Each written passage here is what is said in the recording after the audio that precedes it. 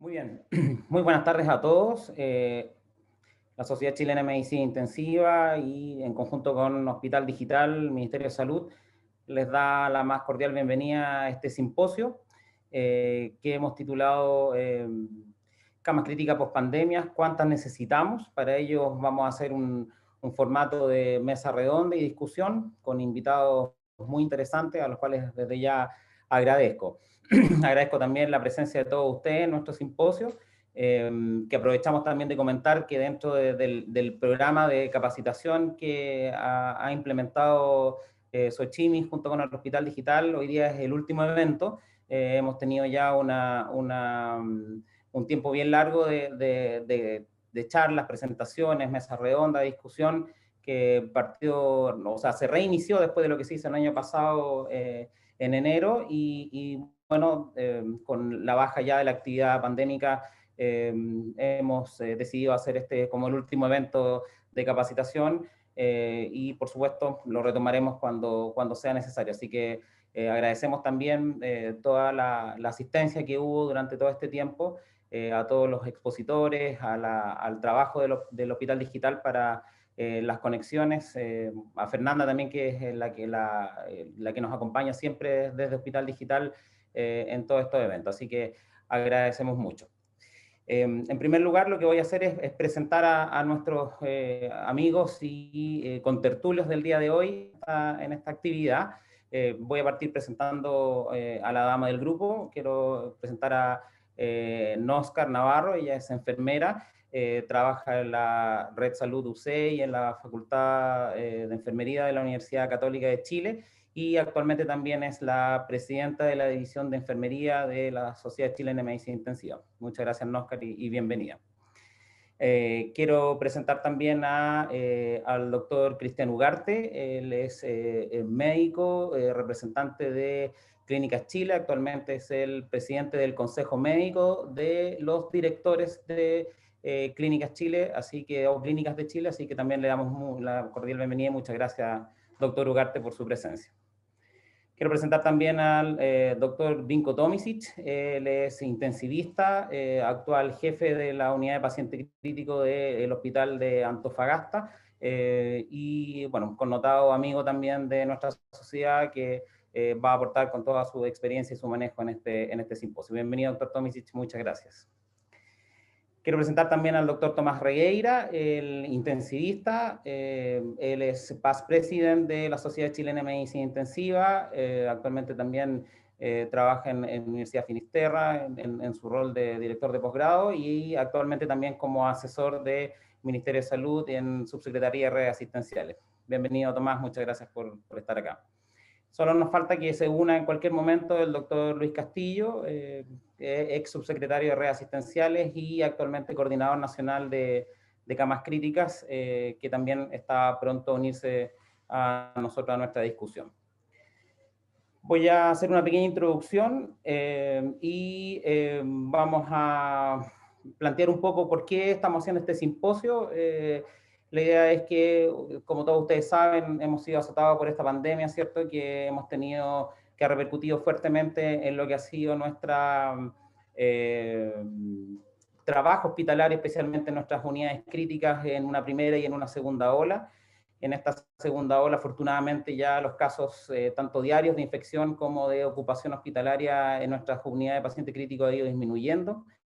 Y por lo tanto estamos en una etapa que se podría definir como de desescalamiento, y en ese contexto yo creo que cabe la duda y la pregunta de finalmente, con las cantidades de camas que tuvimos como peak durante esta segunda ola, cuál va a ser el número o cómo vamos a llegar finalmente a la conclusión de cuántas camas vamos a tener después de esta ola en forma permanente, o tal vez en una etapa de desescalamiento más progresivo que nos lleve a una cantidad de camas tal vez similar a lo que teníamos antes de la pandemia. Esa es una discusión que me parece que es válida hacer, por eso que estamos en este momento, en esta mesa de discusión, y la idea es integrar todas las opiniones que tienen ustedes, los invitados, y por supuesto también invitar a todos los participantes y asistentes a este simposio para que hagan sus preguntas a través del chat del Zoom en el cual estamos en este momento y poder también hacérselas y comentarlas entre todos los participantes de esta mesa redonda.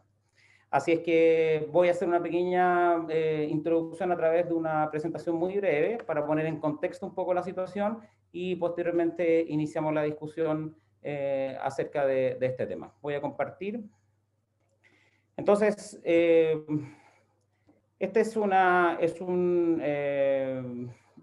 imagen de las encuestas que se estaban haciendo por Sochimi al principio de la pandemia. Esta es la encuesta del día 8 de abril, en donde se iniciaba, ¿cierto?, la primera ola de la pandemia con una mayor ocupación de camas críticas.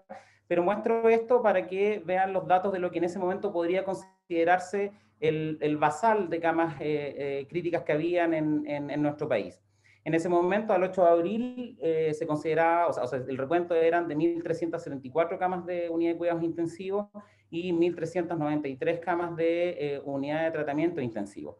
Como ustedes pueden ver ahí, en el extremo superior derecho, habían 346 pacientes COVID-19 ventilados, o sea, estábamos partiendo con todo esto. Si uno hace un desglose según esta encuesta, en ese momento las camas UCI se descomponían en 834 camas públicas de unidad de cuidados intensivos, 496 camas privadas de unidad de cuidados intensivos y 44 camas de Fuerzas Armadas. De ahí nos pasamos un poco a lo que ha sido todo este trayecto entre la primera ola y la segunda ola, donde ya hemos pasado por momentos que fueron muy complejos, ¿cierto?, el año pasado, y para qué decir este año en términos de lo que ha sido la exigencia de camas críticas para nuestros pacientes. Y este cuadro, que es un reporte de MinSal, de los reportes diarios de MinSal de camas críticas, muestra que fundamentalmente el dato más importante es que las camas UCI máxima de la primera ola que fueron reportados al menos el 7 de mayo, perdón, el 9 de julio del 2020 fue de 3.216 camas. Y el pic de camas abiertas en forma sincrónica durante la segunda ola fue el 7 de mayo del 2021 con 4.544 camas. En este otro cuadro uno puede ver que si uno hace un desglose finalmente de la ampliación de las camas, considerando el basal de nuestra encuesta, que es 1.374, aunque el Ministerio habla de 1.313 camas, pero es un número bastante aproximado. Si uno hace el desglose por institucionales, privadas o públicas, y cuál fue el aumento que se vio en las distintas olas, ya sea la primera con el máximo de cama abierta y la segunda con el máximo de cama abierta, vemos que en general en la primera ola hubo un aumento hasta del 240% aproximadamente de las camas basales, con respecto a las camas basales, y en la segunda ola sobrepasó esto, llegando a casi 350% con respecto a las camas basales. O sea, estamos frente a un proceso que significó un aumento sustancial, y eso es algo conocido por todos, digamos, pero aquí están los números finalmente de las camas críticas durante el tiempo de primera ola y segunda ola, siendo la segunda ola, por supuesto, mucho más exigente en cuanto a los requerimientos. Si uno ahora hace un desglose por regiones, y esto es tomado desde el día 7 de mayo, es decir, el 7 de mayo del 2021, que fue el momento en donde más camas abiertas tuvieron, y hace un desglose por las camas, por la dotación base de las distintas regiones, y lo compara con las camas UCI habilitadas en ese momento, que también ahí se supone que es el pic de apertura de camas de todas las regiones, podría haber una variación respecto a los momentos propios que tuvieron cada lugar físico de Chile dependiendo de la segunda ola, pero vemos que los aumentos también son sustanciales. Ahí destaca, por ejemplo, la región de Tarapacá, que aumentó de 10 camas a 62 camas. Bueno, por supuesto, esto es un aumento global de camas, esto incluye tanto centros privados como centros públicos, que significó en este caso de la región 620%, por ejemplo. Pero en general todos aumentaron en forma sustancial su cantidad de camas, superando largamente el 100% en todas ellas, y eso por supuesto grafica el esfuerzo que significó abrir una gran cantidad de camas críticas para atender la demanda de pacientes COVID fundamentalmente. Ahora, si uno va a lo que es el desglose por ocupación de camas, en este caso, por ejemplo, uno ve la región metropolitana y ve que la ocupación de camas en este caso con respecto a los días de máxima apertura, ver las proporciones ahí, digamos, 98, 93, 96% para cada uno de los sistemas, tanto institucional, público y total, con respecto a las camas abiertas, lo cual también es interesante, puesto que indica que no solo las camas estaban más abiertas por demanda, sino que también estaban largamente ocupadas, y eso fue lo que también se veía en cada uno de los reportes, y uno lo que veía a través de la opinión pública, ¿cierto? Que no solo había una gran cantidad de camas abiertas, sino que en su mayoría estaban ocupadas también. Esto es lo mismo, pero en regiones, el porcentaje de camas ocupadas con respecto al máximo abierto, que finalmente significaba los porcentajes que ustedes ven ahí. O sea, en el fondo tenemos un proceso en donde se requirió una apertura de camas por mayor demanda de camas de pacientes COVID en el país, transversalmente, con un aumento de oferta de camas largamente sobre el 100, 200%, ¿cierto? Y con altísima ocupación también. Y le muestro esto, que fue la penúltima encuesta que hizo la Sociedad Chilena de Medicina Intensiva el año pasado con respecto a las camas críticas, que fue realizada el 29 de octubre, que se considera como un tiempo donde estábamos en baja, ¿cierto?, de requerimientos de camas UCI y críticas en nuestro país. En ese momento teníamos 622 pacientes COVID-19 y sospecha de ventilación mecánica en nuestras camas críticas. Y en ese momento las camas totales de intensivo eran 2.200. Y cuando uno conversa en el fondo cuánto fue el basal que hubo después de la primera ola y antes del inicio de la segunda en cuanto en términos de camas críticas, todos estamos de acuerdo más o menos que entre 2.100 y 2.200 camas fue más o menos el basal, es decir, de 1.313, 1.374, que fue la cantidad prepandemia, después de la primera ola, donde llegamos a más de 2.000 camas, ¿cierto? Y más de 3.000 camas, y después, posteriormente, un basal que significó 2.200 camas nuevamente. Finalmente, este es un reporte de lo que está pasando el día de hoy. Este es el informe que entrega MinSal en forma diaria, donde podemos ver que al día de hoy tenemos abiertas 3.806 camas, con una ocupación del 86%, es decir, están ocupadas 3.266 camas. Y lo que llama la atención, ¿cierto?, es el aumento progresivo que se ha visto de ocupación de camas por pacientes no COVID, que actualmente son el 52% de las camas críticas ocupadas por pacientes no COVID y el 48% por pacientes COVID. Y con una baja sustancial con respecto al pic, ¿cierto?, que ya vimos que habían sido 4.500, actualmente estamos en 3.800 camas disponibles. Desde el punto de vista como de información, ¿dónde está Chile considerando, ¿cierto?, la etapa pre-pandemia, lo que es cantidad de camas críticas con respecto al mundo? Esta es una publicación que se hizo durante el tiempo de pandemia de Journal of Critical Care, donde muestra más o menos el mapa general de cantidad de camas que se ofrecen en el mundo con respecto a la tasa de camas críticas por 100.000 habitantes. Y ahí vemos que Chile está en coloreado de naranja un poquito más oscuro, que habla de que Chile está ofreciendo entre 5 y 9.9 camas críticas por 100.000 habitantes.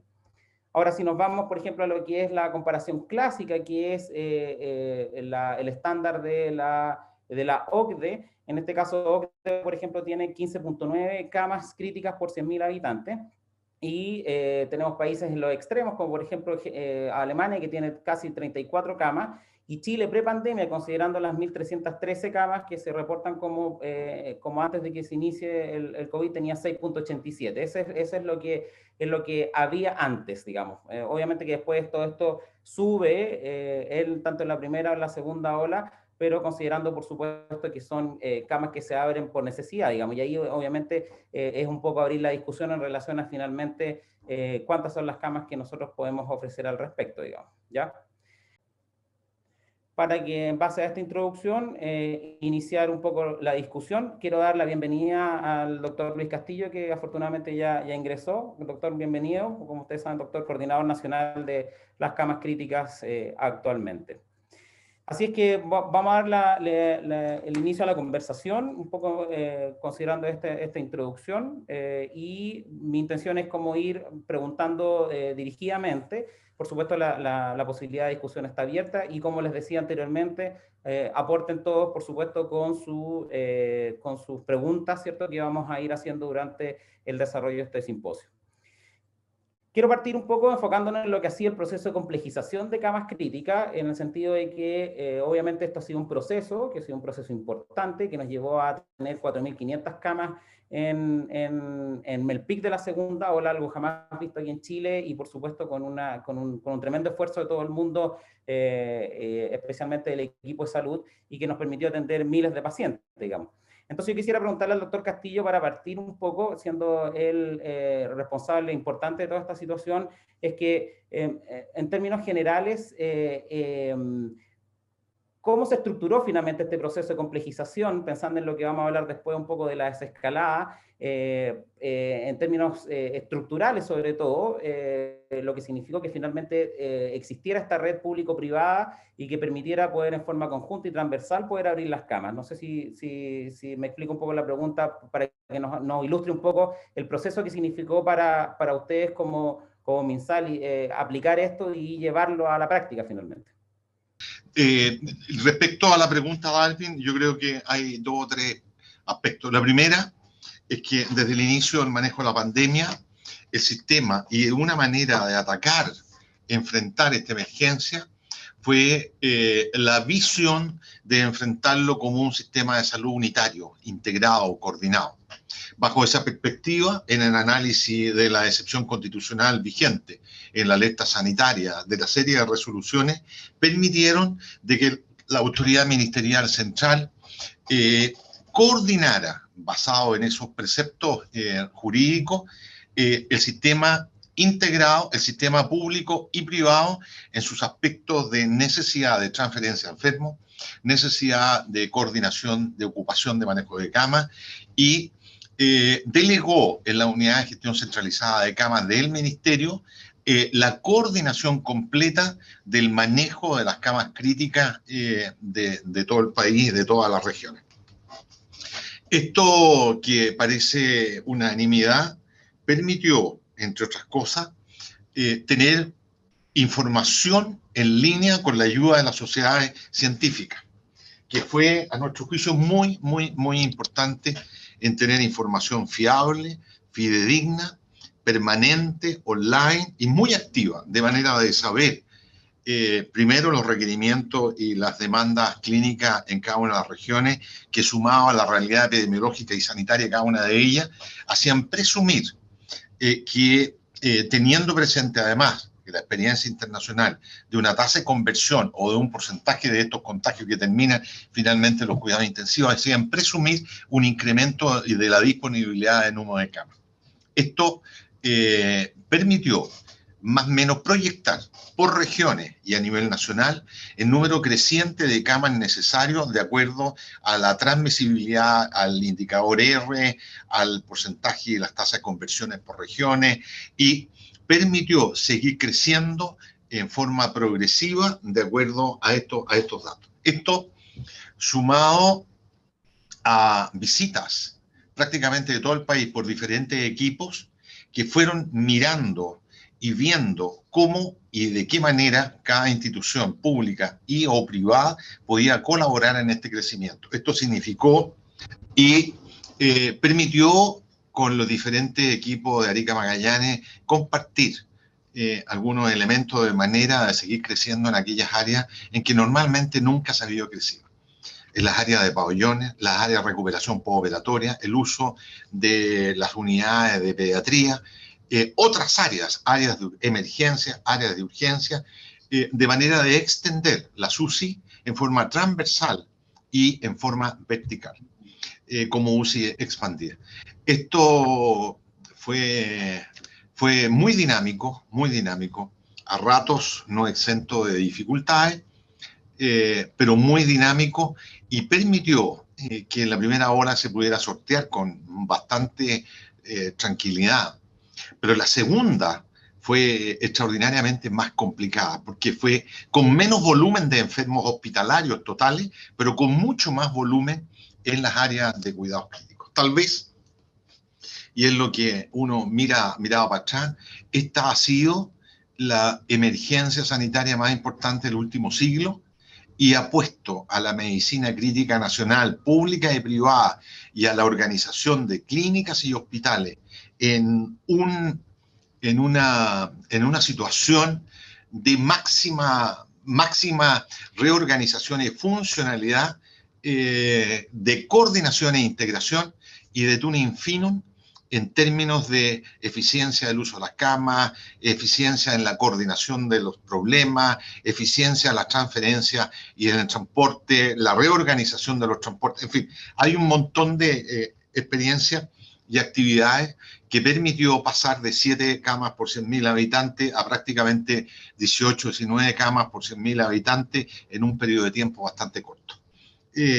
La limitante de la segunda respecto a la primera, sin duda, la limitante de la primera fueron el desconocimiento que teníamos de este tema, la poca inmunización que había, que no habían vacunas, y la de la segunda, la limitante fue fundamentalmente el recurso humano, el que a pesar de todo, y que el esfuerzo hecho por toda la gente, y a pesar de esto, hubo posibilidades de crear 4.000 y tantas camas a lo largo de todo el país. Yo te diría que esos son los elementos que nos permitió las proyecciones, las predicciones a una semana, 10 días por adelantado, de ir acotando sectores, regiones, servicios, hospitales, la demanda junto con la oferta de cama que sabíamos que iba a venir. Hay tan de rasgo eso. Gracias, doctor Castillo. Bueno, una de las cosas que comentaba usted era que para tener conocimiento de lo que estaba pasando había que hacer muchas visitas. Ahí yo quiero referir al doctor Regueira, que dentro de una de las labores como asesor de MinSal fue precisamente estar en terreno.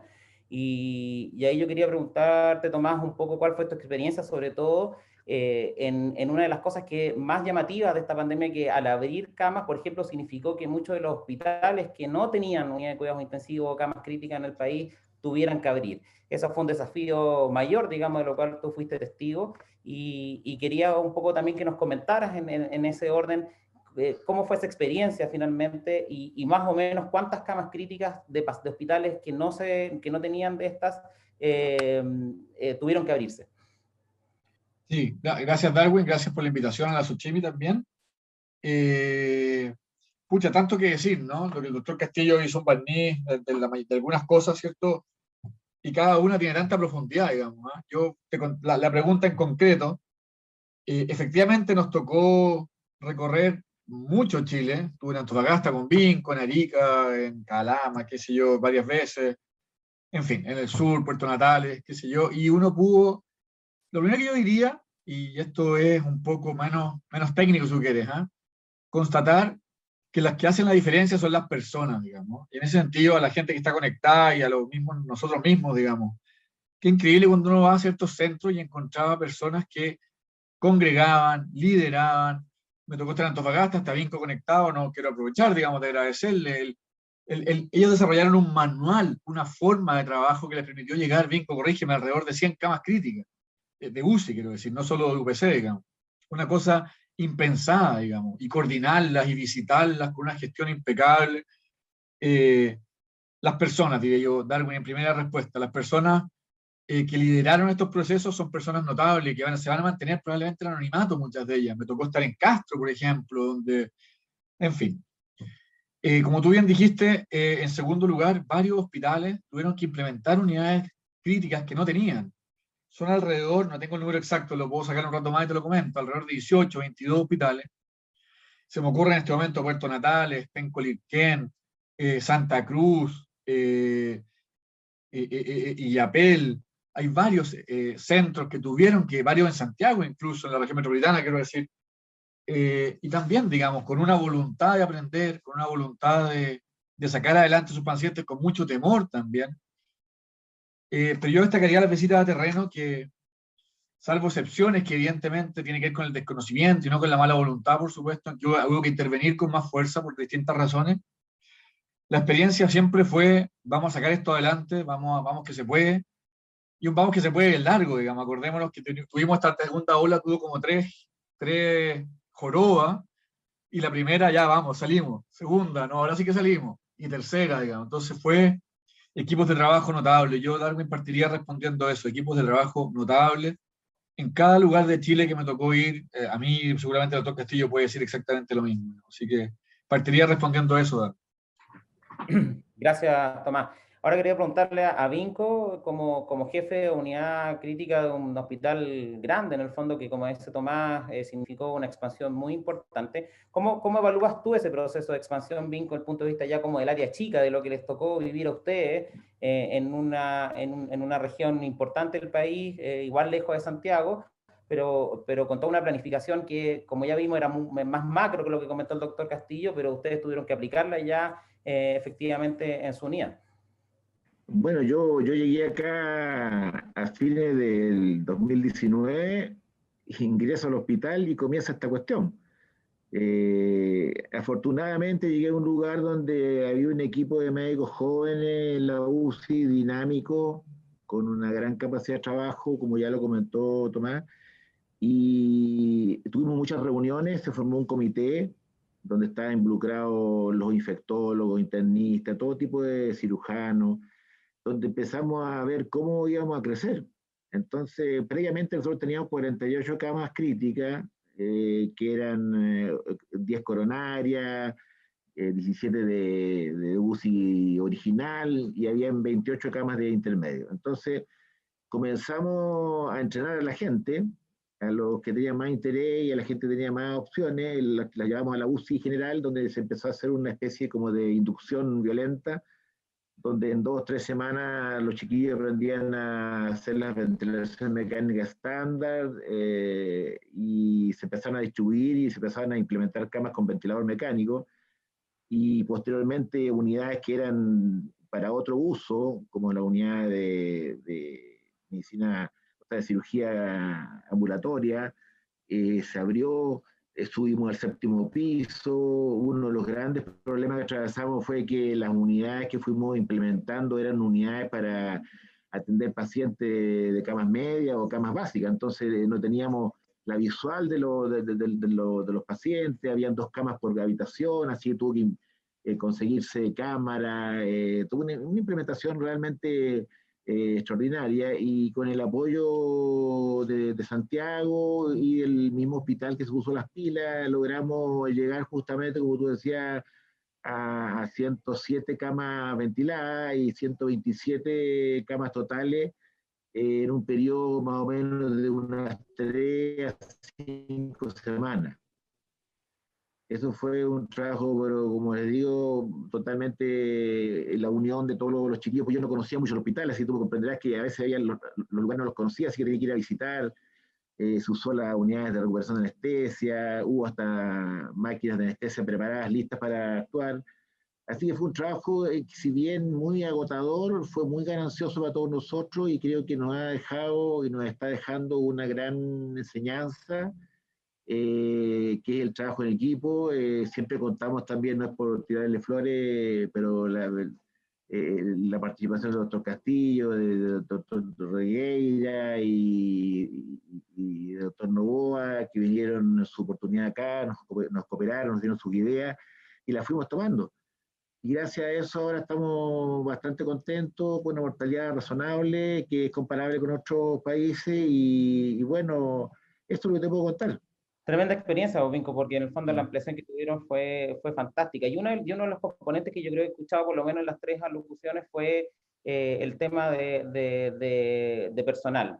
Y ahí quiero preguntarle a Óscar un poco desde la perspectiva de lo que es también la gestión de enfermería, ¿cierto? Y toda la gestión de personal que se ha tenido que, de alguna forma, muchos de ellos capacitar. Han tenido ustedes como expertos, por ejemplo, especialistas en medicina intensiva, de recibir mucha gente nueva durante el proceso de expansión y complejización que ha tenido que, en el camino, ¿cierto?, adiestrarse y poder ganar cierta expertise, ¿cierto?, para trabajar en la unidad de cuidados intensivos, donde la labor de ustedes como especialistas ha sido fundamental. Cuéntanos un poco, Óscar, cómo ha sido eso, finalmente el gestionar un personal nuevo y de alguna forma también adiestrarlo.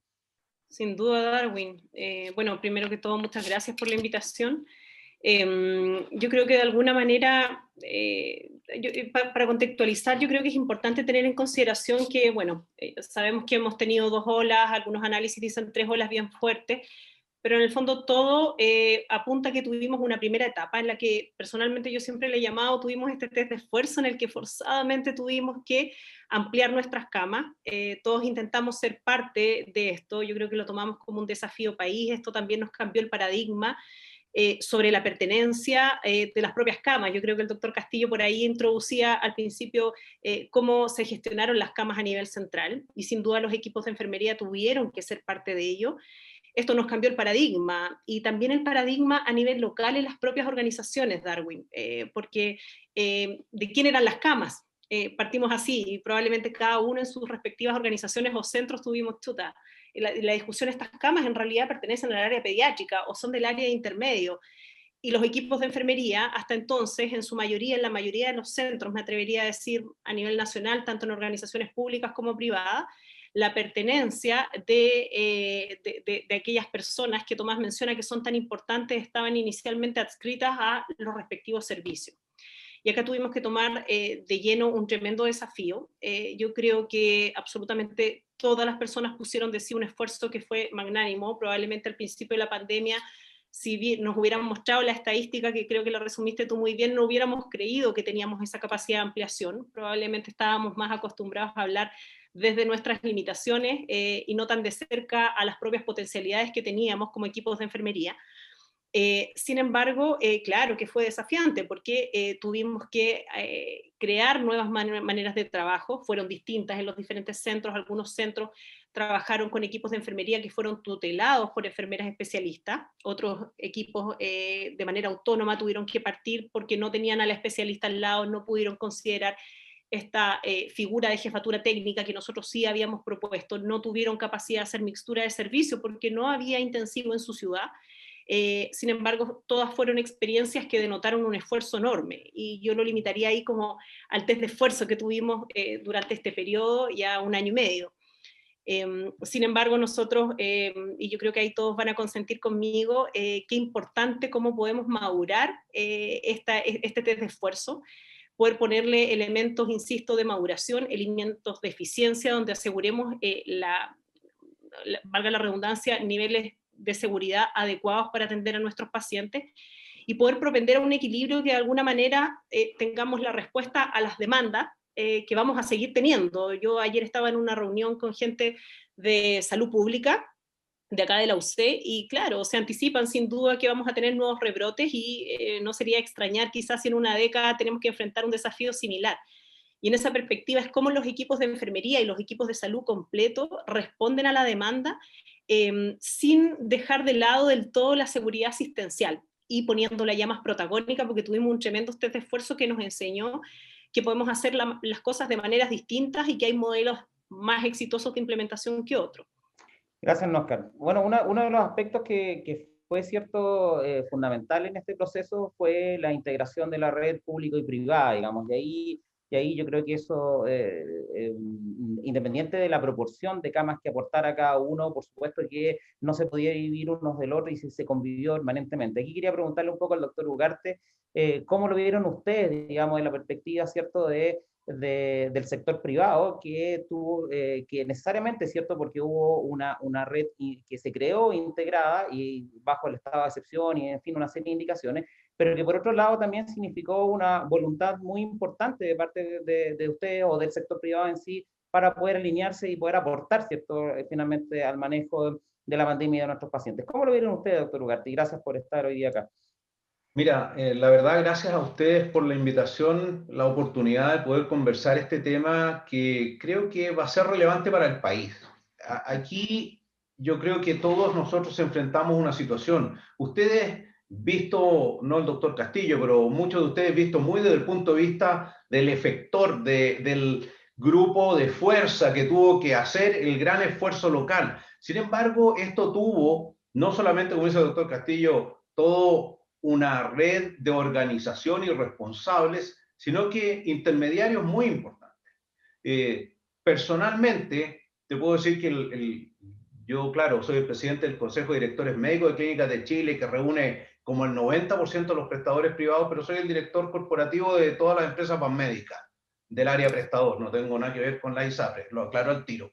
Y Fíjate que nosotros, por ejemplo, que partimos antes de esto con 67 camas críticas, llegamos a tener en el pic, ahora en la segunda hora, 287 camas UCI, no críticas, UCI. ¿Te fijas?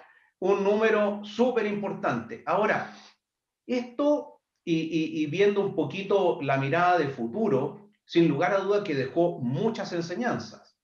Primero, y una gran enseñanza, es que tener información online, a tiempo real, que la Sociedad Chilena de Medicina Intensiva durante la primera ola y hasta fines de octubre entregó, es valiosísimo. Conocer la demanda es súper importante. Nosotros generamos nuestra propia información, el ministerio generó información, por lo tanto, el administrar un sistema con información, primero, es una de las grandes enseñanzas. Segundo, creo que es súper importante entender que yo no saco nada teniendo camas UCI, sino tengo todo un sistema ordenado para funcionar desde las urgencias, salas básicas, obviamente camas de distintos niveles de intensivo y también el output de estos pacientes a camas básicas, incluso hospitalización domiciliaria, es muy importante. Es decir, las camas críticas son parte de un sistema que si no fluye, no sirve, no va a funcionar. Y necesitamos abastecimiento y equipamiento. Yo les puedo decir que me tocó firmar una orden de compra en marzo del año pasado, viendo esto, para aumentar 80 ventiladores mecánicos en el grupo, y después en mayo 100 cánulas nasales de alto flujo. Me recuerdo el 20 de mayo del año pasado estar evaluando cómo estamos de provisión de oxígeno, si vamos a comprar más cánulas nasales, y nosotros que normalmente llenábamos nuestro estanque una vez a la semana, lo estábamos haciendo diario, y si vamos a duplicar esto, oye, implementar. Entonces, esto es una visión de sistema, una visión con políticas públicas. El gobierno aquí estableció una política que tuvo un compromiso de que a ningún chileno le iba a faltar un ventilador, ¿te fijas? Que lo dijo el presidente, y que se organizó para responder. ¿Con costos? Sí, con costos. Sabemos que tuvimos costos. El tener que poner unidades en áreas no de lo más adecuado, con personal no muy entrenado, tiene costos. Y uno ve cómo las tasas de neumonía, de úlceras por presión o de infecciones de catéter central se fueron para arriba. ¿Te fijas? No solo porque además eran diabéticos, obesos, en prono, con corticoides, pero todo eso tiene un costo. Entonces, yo creo que es súper importante ver que desde el punto de vista del mundo privado, sí hubo un compromiso con responder a la necesidad de salud del país, que, ojo, existe previamente. Nosotros lo podemos ver en las campañas de invierno en pediatría, lo podemos ver con pacientes críticos que se resuelven en el sector privado, te digo, programas de cirugía cardíaca infantil, programas de trasplantes, etcétera, licitación de cirugías cardíacas y cosas de ese estilo, que normalmente existen. Ahora, a mí me gustaría dejar súper claro que creo que no podemos meter todas las situaciones en el mismo saco. Yo creo que aquí hay que aprender de lo que vivimos, y es claro que vivimos un sistema de salud que tenía deficiencias y deficiencias estructurales en Santiago respecto a distintas áreas de regiones, ¿te fijas? Con déficit importante, que es lo que estamos viendo ahora, entre comillas, solucionado porque se abrieron muchas camas críticas. Y claro, eran 1.300 y tantas al comienzo, y hoy día tenemos 1.700 pacientes no COVID hospitalizados. Vamos a vivir una endemia que nos va a obligar a mantener esto, pero hay mucha exigencia de distintos tipos en que nosotros tenemos que ver cómo lo vamos a hacer. Pero esto pasa por políticas públicas, pasa por conocer información en tiempo real, que está, yo estuve mirando y está la información en tiempo real de las atenciones en urgencia de los distintos pacientes, atención en tiempo real, o sea, información en tiempo real de, oye, las demandas que hay de camas en distintos lados, y esa administración basada en datos, yo creo que nos va a permitir programar. Desde mi punto de vista se necesita claramente un grupo de estudio donde la Sociedad Chilena de Medicina Intensiva sí o sí tiene que estar participando, que considera un montón de otros criterios que podemos conversar más adelante. Gracias, doctor Ugarte. Bueno, yendo un poco más y avanzando en el fondo en lo que se nos viene ahora, ¿cierto? Que es finalmente, de alguna forma, definir cuántas camas necesitamos post pandemia o a lo mejor la pregunta es, no es post pandemia, sino que durante la endemia o no sé, finalmente, que es un poco lo que tenemos que aclarar. Pero a mí me gustaría un poco definir, porque todos sabemos que durante este tiempo se abrieron camas críticas en muchos lugares del hospital, en lugares como servicios de recuperación o pabellones quirúrgicos, UCI pediátricas, en algún momento también algunos pacientes ventilados como camas críticas en los servicios de urgencia, en fin. Entonces, para poder avanzar en esto, lo primero que tenemos que ver y pensar o reflexionar es si finalmente nosotros tenemos una definición de camas críticas o de cama de UCI, por decirlo así, establecida, en la cual nosotros, en base a esa definición, más las normas técnicas que conocemos, podemos implementarla en muchos lugares. Y ahí quisiera convocar al doctor Regueira para preguntarle un poco, en el fondo, ¿qué opinas tú, Tomás, del punto de vista de cómo podríamos definir una cama de UCI? Aunque es una pregunta bien básica, digamos, pero yo creo que es es por donde tenemos que partir para poder definir cuántas camas vamos a dejar dentro del país. A ver, una cama de UCI, como sabemos los que es aquella que es capaz de entregar un soporte vital completo a un paciente que tiene posibilidad de sobrevivir en el contexto de falla multiorgánica o falla de un órgano de forma significativa, pero esa es la definición estricta, digamos, ¿eh? Efectivamente, es compleja la respuesta porque tú no puedes tener al 100% de los pacientes ventilados. De hecho, en el pic de la pandemia, el promedio de ventilación fue aproximadamente un 78% a 80% máximo de los pacientes hospitalizados en UCI, y el día de hoy es un 61%. Eso significa que si uno piensa que el 81% de los pacientes COVID hoy están ventilados, y es la mitad, y el promedio es 61, entonces 40%, más o menos 45% máximo de los pacientes no COVID están ventilados en UCI hoy, digamos. La ventilación mecánica no define la UCI, por supuesto, es soporte multiorgánico, diálisis aguda, vasoactivo, etcétera, pero si uno lo ocupa como parámetro, uno indicador importante, digamos, efectivamente hoy un porcentaje de pacientes en cama UCI están un poco sobreocupando el recurso, en verdad son camas UTI, que están siendo utilizadas, ¿cierto? Porque tenemos todavía corrígeme, hoy tenemos 3.250 camas, y solo 3.000 de UTI, o sea, estamos en la relación casi 1 a 1, 1 a 0,8, que debería ser 1 a 2, digamos. Por lo tanto, la respuesta de que es una cama UCI hoy es una cama que está en transición, ¿no es cierto? Va caminando de ajustarse al número adecuado de camas UCI para revelar la verdadera necesidad también de camas UTI o intermedio. Claro. Por lo tanto, Darwin, eso te podría contestar, digamos. La cama UCI estricta, hoy no existe, está en un mix de pacientes UTI-UCI, y efectivamente tenemos que caminar hacia eficientar los recursos en el paso de los años, digamos. Esto no va a suceder, evidentemente, hoy ni mañana, es un camino que vamos a tener que hacer de acuerdo a cómo la endemia vaya caminando. Y ahí en ese sentido, doctor Castillo, porque si uno ve, por ejemplo, como dice Tomás, el reporte de hoy día, habla de que solo el 61% de los pacientes en UCI están ventilados. Lo que también vimos durante la segunda ola es que, tal como comentaba Tomás, hubieron muchos hospitales que abrieron camas de UCI, ¿cierto? Por necesidad, ¿cierto? Pero la cama de UCI, por ejemplo, tiene que estar asociado a un hospital de alta complejidad, por ejemplo, que lo soporte con, no sé, hemodinamia, pabellones quirúrgicos complejos, no sé, posibilidad de embolizaciones, no lo sé, digamos, en el fondo tiene que estar en la cama de UCI por requisito, además tiene que estar acompañado. Entonces le pediría una reflexión en cuanto a eso, en el fondo esto de que está pasando, de que a la larga llegamos a que finalmente un porcentaje no tan alto se ventila, y esto de las camas con hospitales complejos. La experiencia mundial es que, en general, el crecimiento y desarrollo de las áreas de cuidados críticos, fundamentalmente de cuidados intensivos, en condiciones habituales de atención normal, esté muy asociado a la complejidad de la casuística que ese hospital está atendiendo. En pandemia, y es una de las ventajas que hemos visto, y se ha visto en el mundo. También ha hecho experiencia muy fuerte y potente en el resto, en algunos países europeos especialmente. Es que la instalación de camas críticas, independiente de otras variables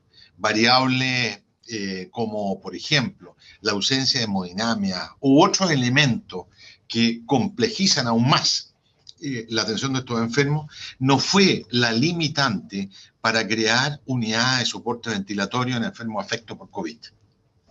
Personalmente, en Chile, tuvimos que, Tomás lo sabe, que instalar camas en hospitales que no tenían ningún tipo de soporte de mucho mayor complejización o especialización, pero sí tenían un elemento básico, un desarrollo tecnológico, un desarrollo en recursos humanos, un programa de capacitación, un soporte logístico muy adecuado, y los enfermos sobraban. Estos hospitales medianos, de mediana complejidad, como el Hospital de Santa Cruz, pudo hacer y ventilar, como el Hospital Padre Las Casas, enfermos independientes de las otras variables. Por lo tanto, uno asume de que, bajado a la concepción clásica, estas UCIs extendidas es posible hacerlas de muy buen nivel y con un estándar de seguridad con mejoría creciente y de calidad aceptable.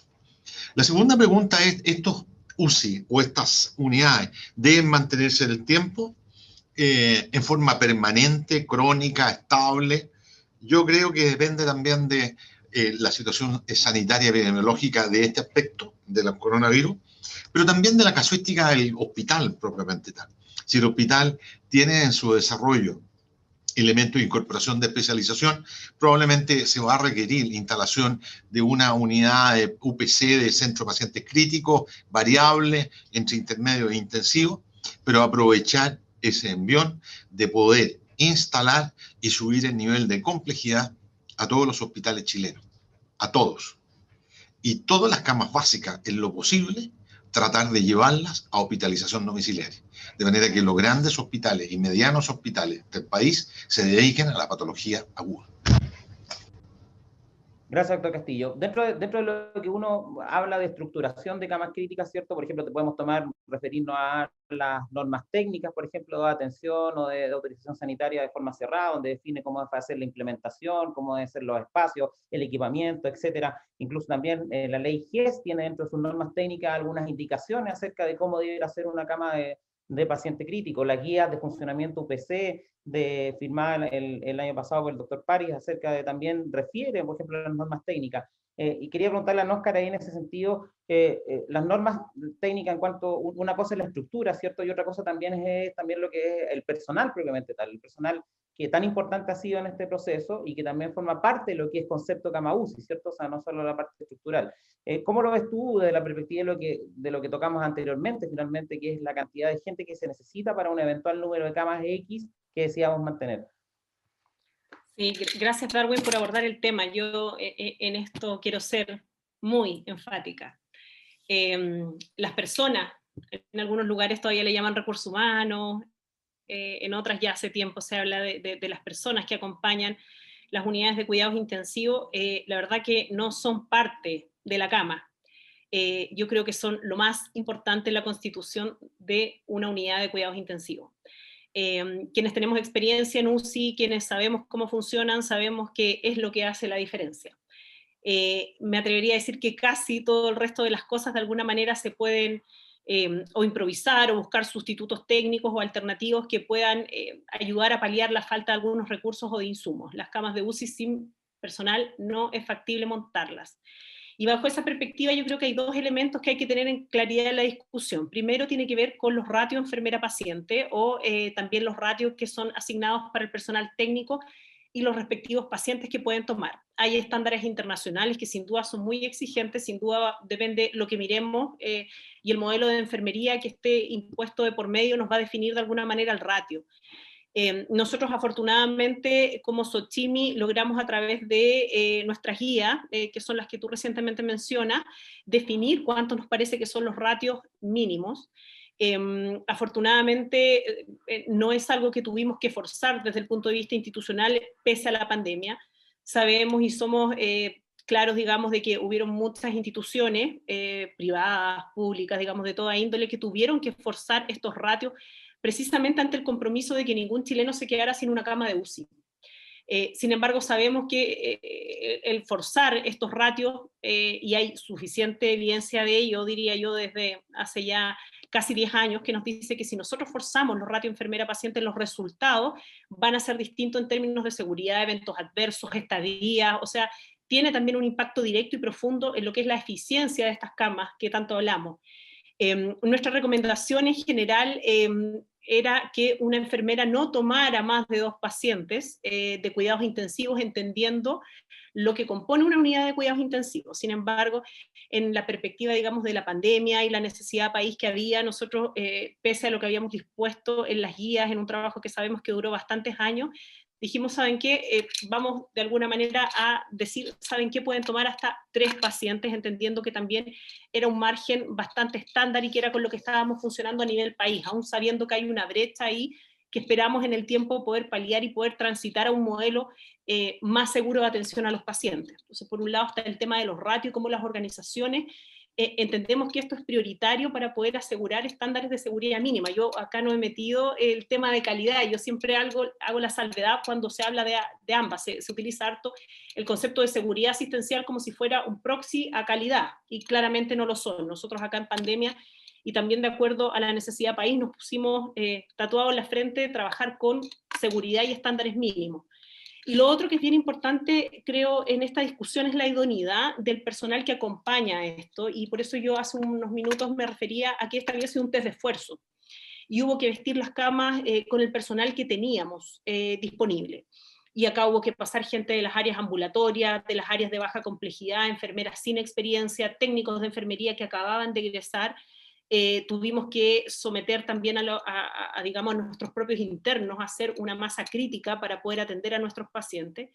Y yo quiero insistir en eso, yo creo que la mayoría de los equipos de enfermería estamos sumamente orgullosos de eso, pero sabemos que hay una brecha y que la discusión en torno a la idoneidad de las personas que acompañan las camas de cuidados intensivos es clave, y que vamos a llamar que como personal idóneos, son aquellas personas que tienen la experiencia y la formación. Y acá nosotros tenemos un tema importante y esperamos transitar hacia, digamos, un modelo que acepte la especialidad. Yo creo que la pandemia nos dejó de alguna manera una externalidad positiva, y es que demostró que las enfermeras que eran especialistas hacían una diferencia en el cuidado, generaban influencia en los modelos de atención, generaban eficiencia también dentro de las unidades de cuidados intensivos que se habían ampliado. Y en esa perspectiva está también desde ya la invitación a cómo generamos alianzas, digamos, entre los órganos centrales. Acá me refiero al Ministerio de Salud, a quienes pertenecen o trabajan en los programas de postítulo en las universidades, y nosotros mismos como Sociedad Chilena de Medicina Intensiva, para poder transitar a un modelo que reconozca, valide y honre la necesidad de especialización, sobre todo en las enfermeras. Porque es parte de lo que nosotros vamos a llamar idoneidad del personal que acompaña a estas camas de UCI, y en eso, insisto, quiero ser muy enfática. El personal no es parte de la unidad, es lo más importante. Entonces, yo creo que también en el ánimo de madurar este ejercicio que hicimos de ampliación de camas, y ante el cuestionamiento de cuántas de ellas sostenemos, cómo logramos poner en la discusión la importancia de aceptar que las especialistas generan una diferencia en la atención que se entrega. Gracias, Oscar. Dentro de eso mismo, digamos, lo que es el personal y lo que significó la ampliación de camas, quería preguntarle a Vinca, ustedes que llegaron a más de 100 camas críticas en su hospital, obviamente que con todo el esfuerzo del cual tú referías anteriormente, pero en ese sentido, y pensando en lo que se viene y en cuántas camas vamos a dejar, ¿qué condiciones crees tú que son las que se necesitan para poder tener una UCI sólida, con buenos resultados, con gente idónea, tal como decía Oscar, trabajando permanentemente para poder tratar de modelar un número, por ejemplo, de las camas que van a requerir Antofagasta? No conocía el hospital antes del 2020, pero estuve revisando algunos datos y claramente había, en la unidad de cuidado intermedio, habían 6 camas que tenían ventilador mecánico, entonces cuando había un superávit de enfermos, estas camas eran ocupadas, que correspondían a entre un 5 un 7% de pacientes que tenían que estar ahí en esas unidades intermedio. por el exceso de oferta de pacientes críticos. Y muy probablemente eso va a tener que mantenerse o aumentar debido a que nosotros somos como macrozona, recibimos mucha gente de Calama, de Tocopilla, de Iquique también, Copiapó. Entonces, en nuestro número total de pacientes de camas críticas está incluida la coronaria. Y la coronaria acá tiene una población muy grande, que es alrededor de 1 millón de habitantes de la macrozona, de las primeras 4 regiones, que ellos hacen cirugía cardíaca y bueno, todo lo que corresponde a esa área. Entonces nosotros esas 10 camas existen ahí, pero son con otros fines. Así que por lo menos nosotros cuando partimos acá eran 48 camas, incluyendo las de la coronaria. Hicimos el cálculo de 6 o 7 camas por 100.000 habitantes a 11 y teníamos que aumentar a 67, 70 camas, que se consiguió y se duplicó. Ahora, aquí lo que es importante aquí, como bien decía la enfermera, ¿cómo se llama? Oscar. Claro, recién ella decía una cosa muy importante, que son las personas, y nosotros cómo lo hicimos acá. Las enfermeras eran divididas, entonces había un equipo de enfermeras muy sólido en UCI, y ellas se iban la mitad a intermedio, y las chiquillas de intermedio se venían a la UCI. Entonces hubo una imbricación de gente y de personal para poder suplementar o solventar la falencia. Ahora los médicos jóvenes quedaban con enfermeras con entrenamiento en las unidades que aledañas a la UCI, y nosotros estábamos evidentemente participando de forma permanente en el apoyo. Así que acá somos como alrededor de 500.000 habitantes Antofagasta, más las otras regiones, las otras ciudades aledañas, como 700.000. Entonces nosotros necesitaríamos por lo menos unas 50, 70 camas de UCI. Ahora, ¿cuál fue el principal problema que nosotros tuvimos? La cama intermedio. O sea, como todos ya sabemos, ¿cierto? Tendría que ser el doble de la cantidad de camas UCI y la cama intermedio. Entonces ahí se nos produjo un cuello de botella, donde era muy difícil sacar pacientes hacia unidades de menor complejidad, y ahí se abrió el hospital anexo, que era el hospital antiguo, donde se implementaron alrededor de 45 camas, y ellos comenzaron a recibir pacientes para poder liberar los espacios y poder, digamos, recibir a la gran cantidad de enfermos que se recuperaban, porque si no quedaban con estadías larguísimas, que de hecho me retaban de tantos días de estancia, porque no teníamos dónde sacar a los enfermos. Entonces, creo que ese fue uno de los errores que cometimos, de que fuimos UCI, y el intermedio no fue enfocado de manera adecuada, y podríamos haber tenido más camas de intermedio, que nos habría ayudado mucho más a solventar el evento. Así que yo creo que 11 o 12 camas por 100.000 habitantes, que es el promedio europeo, claro, va de 4 en Portugal a 28, 30 o más en Alemania, pero yo creo que con 10 o 12 camas por 100.000 habitantes, yo creo que podemos solventar ese estado de endemia que tú bien mencionabas recién.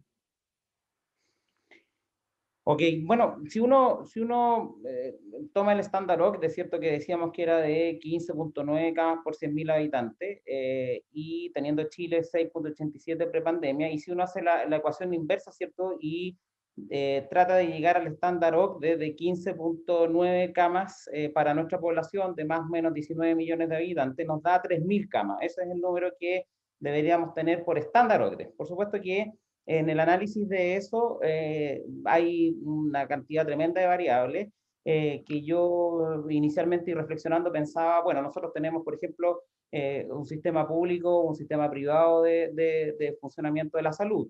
Tenemos, por la geografía de nuestro país, por ejemplo, regiones que tienen una distribución de población muy distinta, y también por acceso a la salud de forma distinta.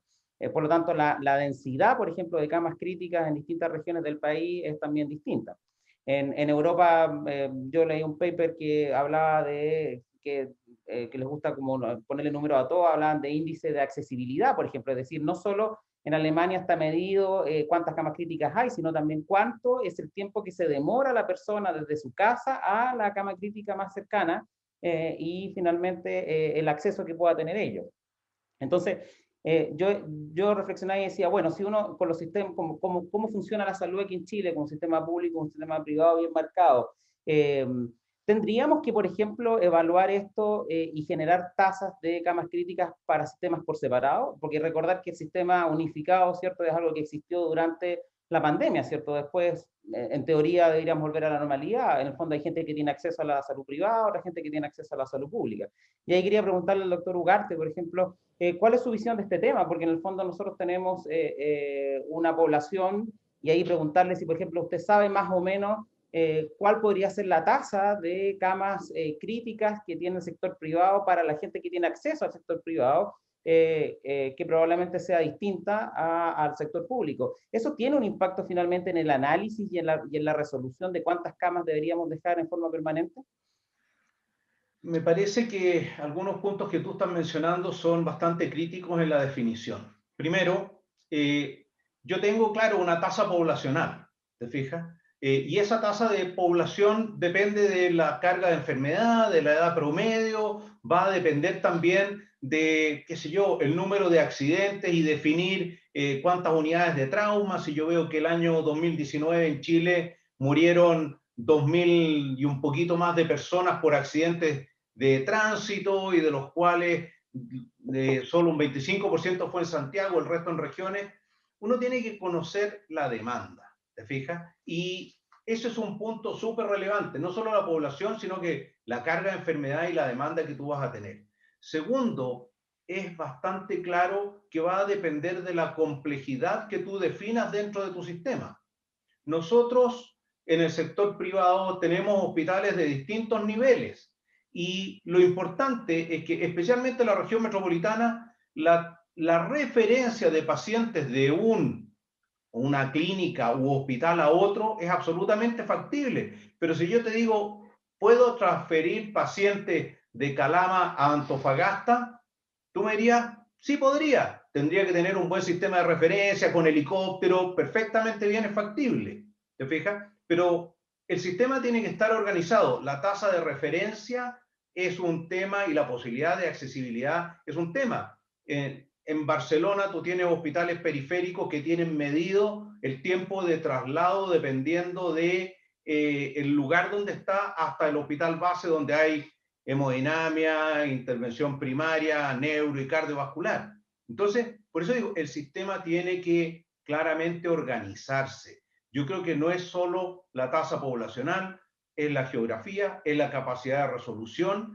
Y ojo que en Chile la ley de urgencia facilita mucho este tema. Nosotros en el sector privado recibimos todos los días decenas de pacientes de ley de urgencia, independiente de qué previsión tienen. ¿Te fijas? Ahora, es claro que durante este sistema integrado, oye, el número de pacientes FONASA subió en el sector público, o sea, en el sector privado, a 45% de los hospitalizados, cuando normalmente es el 20%. ¿Te fijas? En forma muy importante. Y qué decir en las camas críticas.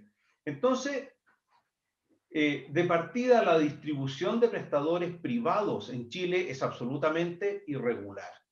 ¿Te fijas? Están solo en grandes ciudades. Por lo tanto, en las otras ciudades es el desarrollo de los prestadores públicos los que van a tener que atender a los pacientes. Y es claro que si uno dice con cuántas camas nos vamos a quedar nosotros, nosotros creemos que hay un aspecto que es súper importante, que tú lo mencionabas, respecto a la OCDE, el estándar OCDE de camas críticas por población. Pero cuando uno mira, por ejemplo, el promedio de días de estada de un paciente con un infarto, en la OCDE es de 6,6, en Chile es 12, en lo que informa Chile, y Chile informa el sector público. ¿Te fijas? Entonces, hay otro tema que tiene que ver con la adecuada organización del sistema y uso del sistema. El uso del sistema en base a clinical pathway, guías, etcétera, basada en evidencia, te permite eficientar mucho. Yo creo que aquí hay temas que son críticos, y creo que el rol de la Sociedad de Medicina Intensiva en capacitación, en definir mejores prácticas y en organización es un apoyo fundamental porque son ustedes los especialistas en el manejo del paciente crítico. ¿Te fijas? Entonces uno dice, no puede ser que en Concepción tenga, qué sé yo, hospitales públicos gigantes con muy poco desarrollo en algunas áreas, hay que desarrollarlo. Y ojo, que está todo el tema de intensivo pediátrico también. No nos olvidemos de ese tema. ¿Te fijas? Entonces, me parece fantástico el desarrollo de Antofagasta como un polo con ECMO, y yo creo que eso es lo que hay que pensar, qué es lo que necesitamos como país. La resolución en la pandemia fue con un fin país, yo creo que esa mirada es la que hay que tener. Y ustedes como sociedad de intensivo tienen un rol súper importante, súper importante. Gracias, doctor Ugarte. Doctor Castillo, yendo ahí al área ya de la pregunta directa, digamos, ustedes, digamos, con MinSal, usted como en el fondo como coordinador de camas críticas y con todo el esfuerzo que significó el aumento de camas, ¿tienen pensado finalmente cuántas son las camas que deberíamos mantener pensando en que estamos en este proceso, ¿cierto? Y después de tocar los aspectos que tocó el doctor Ugarte acerca de muchas variables que influyen en esto, geografía, accesibilidad, en fin, muchos hospitales públicos con alta densidad, tal vez Santiago, que tiene muchas camas críticas para la población que tiene, en fin, pero yendo más directamente a la parte pública, ¿hay alguna estimación en respecto a esto? Sí, claro. Mira, una cosa son los indicadores, la tasa OCDE, que tiene un número de tasa y que normalmente son la gran mayoría de los países muy desarrollados. Otra cosa son los consejos o los indicadores de la OMS, que son un poco distintos. Ojo, un poco distintos. Por lo tanto, hay que tener cuidado contra quién nos comparamos, si es OCDE o OMS, es la primera cosa. El número de camas por 100.000 habitantes. En OCDE hay que hacerlo por 100.000 habitantes, que es la tasa comparativa, pero además hay que correlacionarlo con el PIB y con el gasto en salud. Ojo, cuando uno mira el número de camas por 100.000 habitantes, de acuerdo al ingreso per cápita y al gasto en salud, al gasto de salud de los gobiernos, uno más o menos estima hacia dónde debiera ir el número de camas totales y el número de camas de UCI. Chile debiera terminar, hoy día está con 7 u 8 camas por 100.000 habitantes, correlacionada y, entre comillas, equilibrada, comparada con los países que igual ingreso per cápita, debiéramos llegar a tener unos 14, 15 camas en total. En el sector público, que el sector público tenía prepandemia 5,4, 5,5 camas por 100.000 habitantes, nosotros deberíamos llegar en un tránsito de años, porque presupuestariamente esto no es posible hacerlo de un año para otro, deberíamos llegar a 10 a 11 camas por 100.000 habitantes, pero en un tránsito de un par de años, 2 a 3 años. Creo que lo que primero que tenemos que hacer en el sector público es subir, duplicar de 5 puntos y tanto, llegar a 9, 10 como un todo en el sector público y 12, 11, 12 como un todo en el sistema nacional. Ese es el primer punto. Cuando uno mira los indicadores OMS, son un poquito distintos. Y los indicadores OCDE, Cristian, incorporan la información privada. Ojo, están obligados por regulaciones de la OCDE a incorporar por eso es que todas las clínicas y hospitales universitarios en el boletín de salida tienen que poner las días de estado y toda la cuestión, y eso va a información al DEIS. El DEIS es el que informa a OCDE y OMS por reglamentación internacional. Pues si no sabemos bien el sistema, el gasto de bolsillo, por ejemplo, que se informa de OCDE, es público-privado. Y de hecho lo desmenuzan. El número de camas es público-privado, lo pueden desmenuzar también. Que puede haber errores y que está desfasado en los años. Probablemente lo que hay es del 2018, 2019 a 2020, con suerte. Está muy desfasado. Yo creo que ahí deberíamos llegar. Presupuestariamente esto significa que tiene un impacto mayor, porque significa, en fin, incorporación de personas, tecnología que ya le existe, pero sobre todo reorganización y funcionalidad, y tiene un impacto de un lado para otro y de un año muy serio. Yo calculo que llegar a esto a 12 significa para el erario presupuestario de salud una inyección de recursos cercano a los 2.000 millones de dólares en un curso de algunos años. Gracias, doctor Castillo. Bueno, estamos recibiendo algunas preguntas ya, así que los invito también a enviar sus comentarios. Y aquí hay una pregunta que rescato y que un poco era también lo que quería comentar, preguntarle a Tomás. Independiente de los cálculos que se hagan con respecto a las variables que hablaba el doctor Castillo ahora, considerando que el COVID-19 no es una enfermedad que vaya a desaparecer en agosto, digamos, y que después ya no vuelva nunca más, y que probablemente, como muchos han hablado, esto se va a transformar en una endemia. ¿Qué crees tú acerca de la persistencia? Porque esto también es importante en el cálculo de camas, ¿cierto? ¿Cuántos pacientes, por ejemplo, tú crees que vamos a tener permanentemente en nuestras unidades críticas con COVID, por ejemplo? Porque significa un desde, ¿cierto? Sobre eso vamos a tener que calcular, entre comillas, ¿cierto? Las otras patologías que se han ido, digamos, se han ido aumentando en las últimas semanas también, y ya vemos que es el 50% de nuestros pacientes críticos. ¿Hay alguna estimación acerca de eso, Tomás? Sí, Darwin, sorry, que uno quisiera, nadie tiene la bolita mágica. Yo igual, 15 segundos de darse la vuelta, ya lo insinuó el doctor Ugarte, el doctor Castillo, todos, digamos.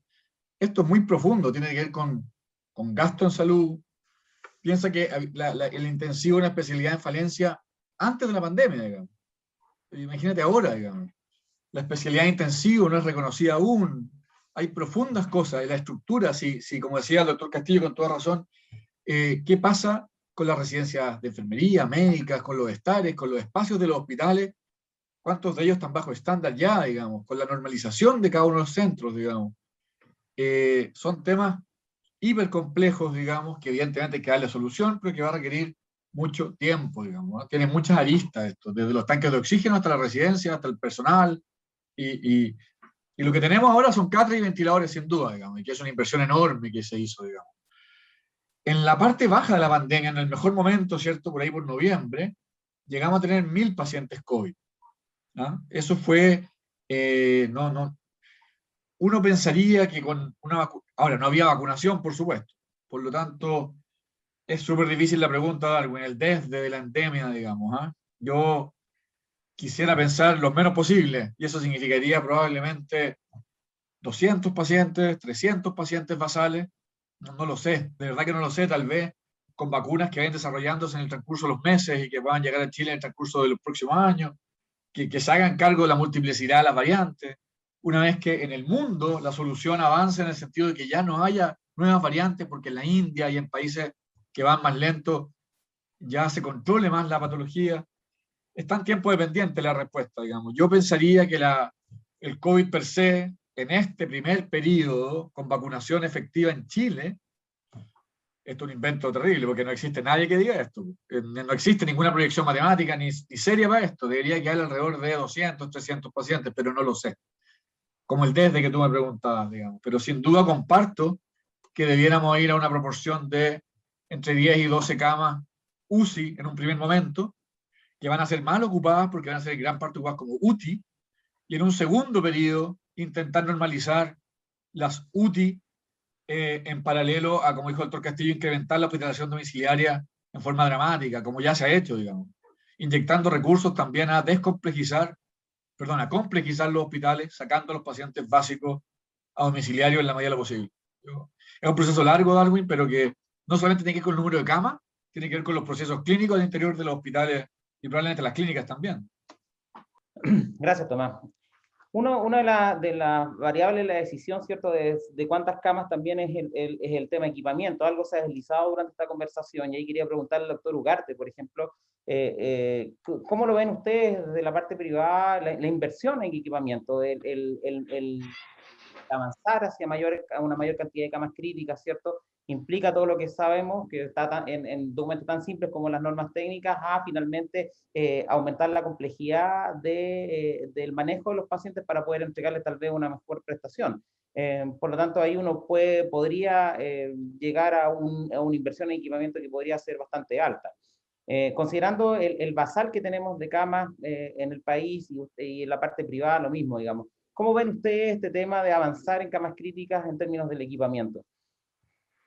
Fíjate que desde el punto de vista del equipamiento, yo creo que es uno de los factores de una cama. O sea, primero está la infraestructura, el tener el hospital adecuado, el lugar adecuado donde tenga yo la infraestructura con el clima, la monitorización, etcétera, el lugar adecuado. Después, diría yo que está el tema de capital humano, que mencionaba muy bien Óscar, y el equipamiento me parece que es bastante secundario. Y te lo digo así, con todo, porque de partida son activos que tú vas depreciando, entonces desde el punto de vista privado, tú lo pones como una inversión. Desde el punto de vista del presupuesto público, tú necesariamente vas a tener que tener, en la medida que definas un aumento de tus camas críticas, esta inversión. Y como dijo bien Tomás, ya se ha hecho una inversión importante en camas, ventiladores, y claro, tú me dices monitores, falta ECMO, falta, etcétera.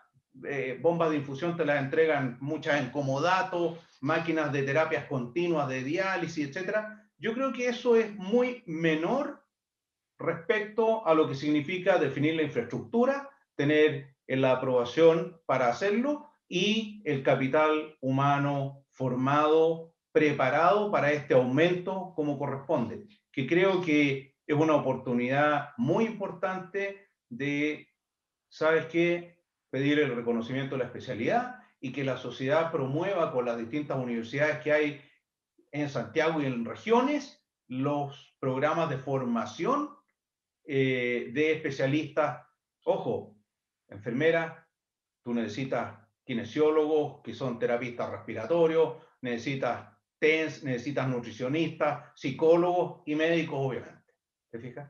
Pero eso es un rol muy importante. El equipamiento, como te digo, claro, tú me dices, a mí me tocó firmar, oye, necesitamos, ¿cuántos ventiladores vamos a necesitar? Tanto, 80 más, cánulas nasales.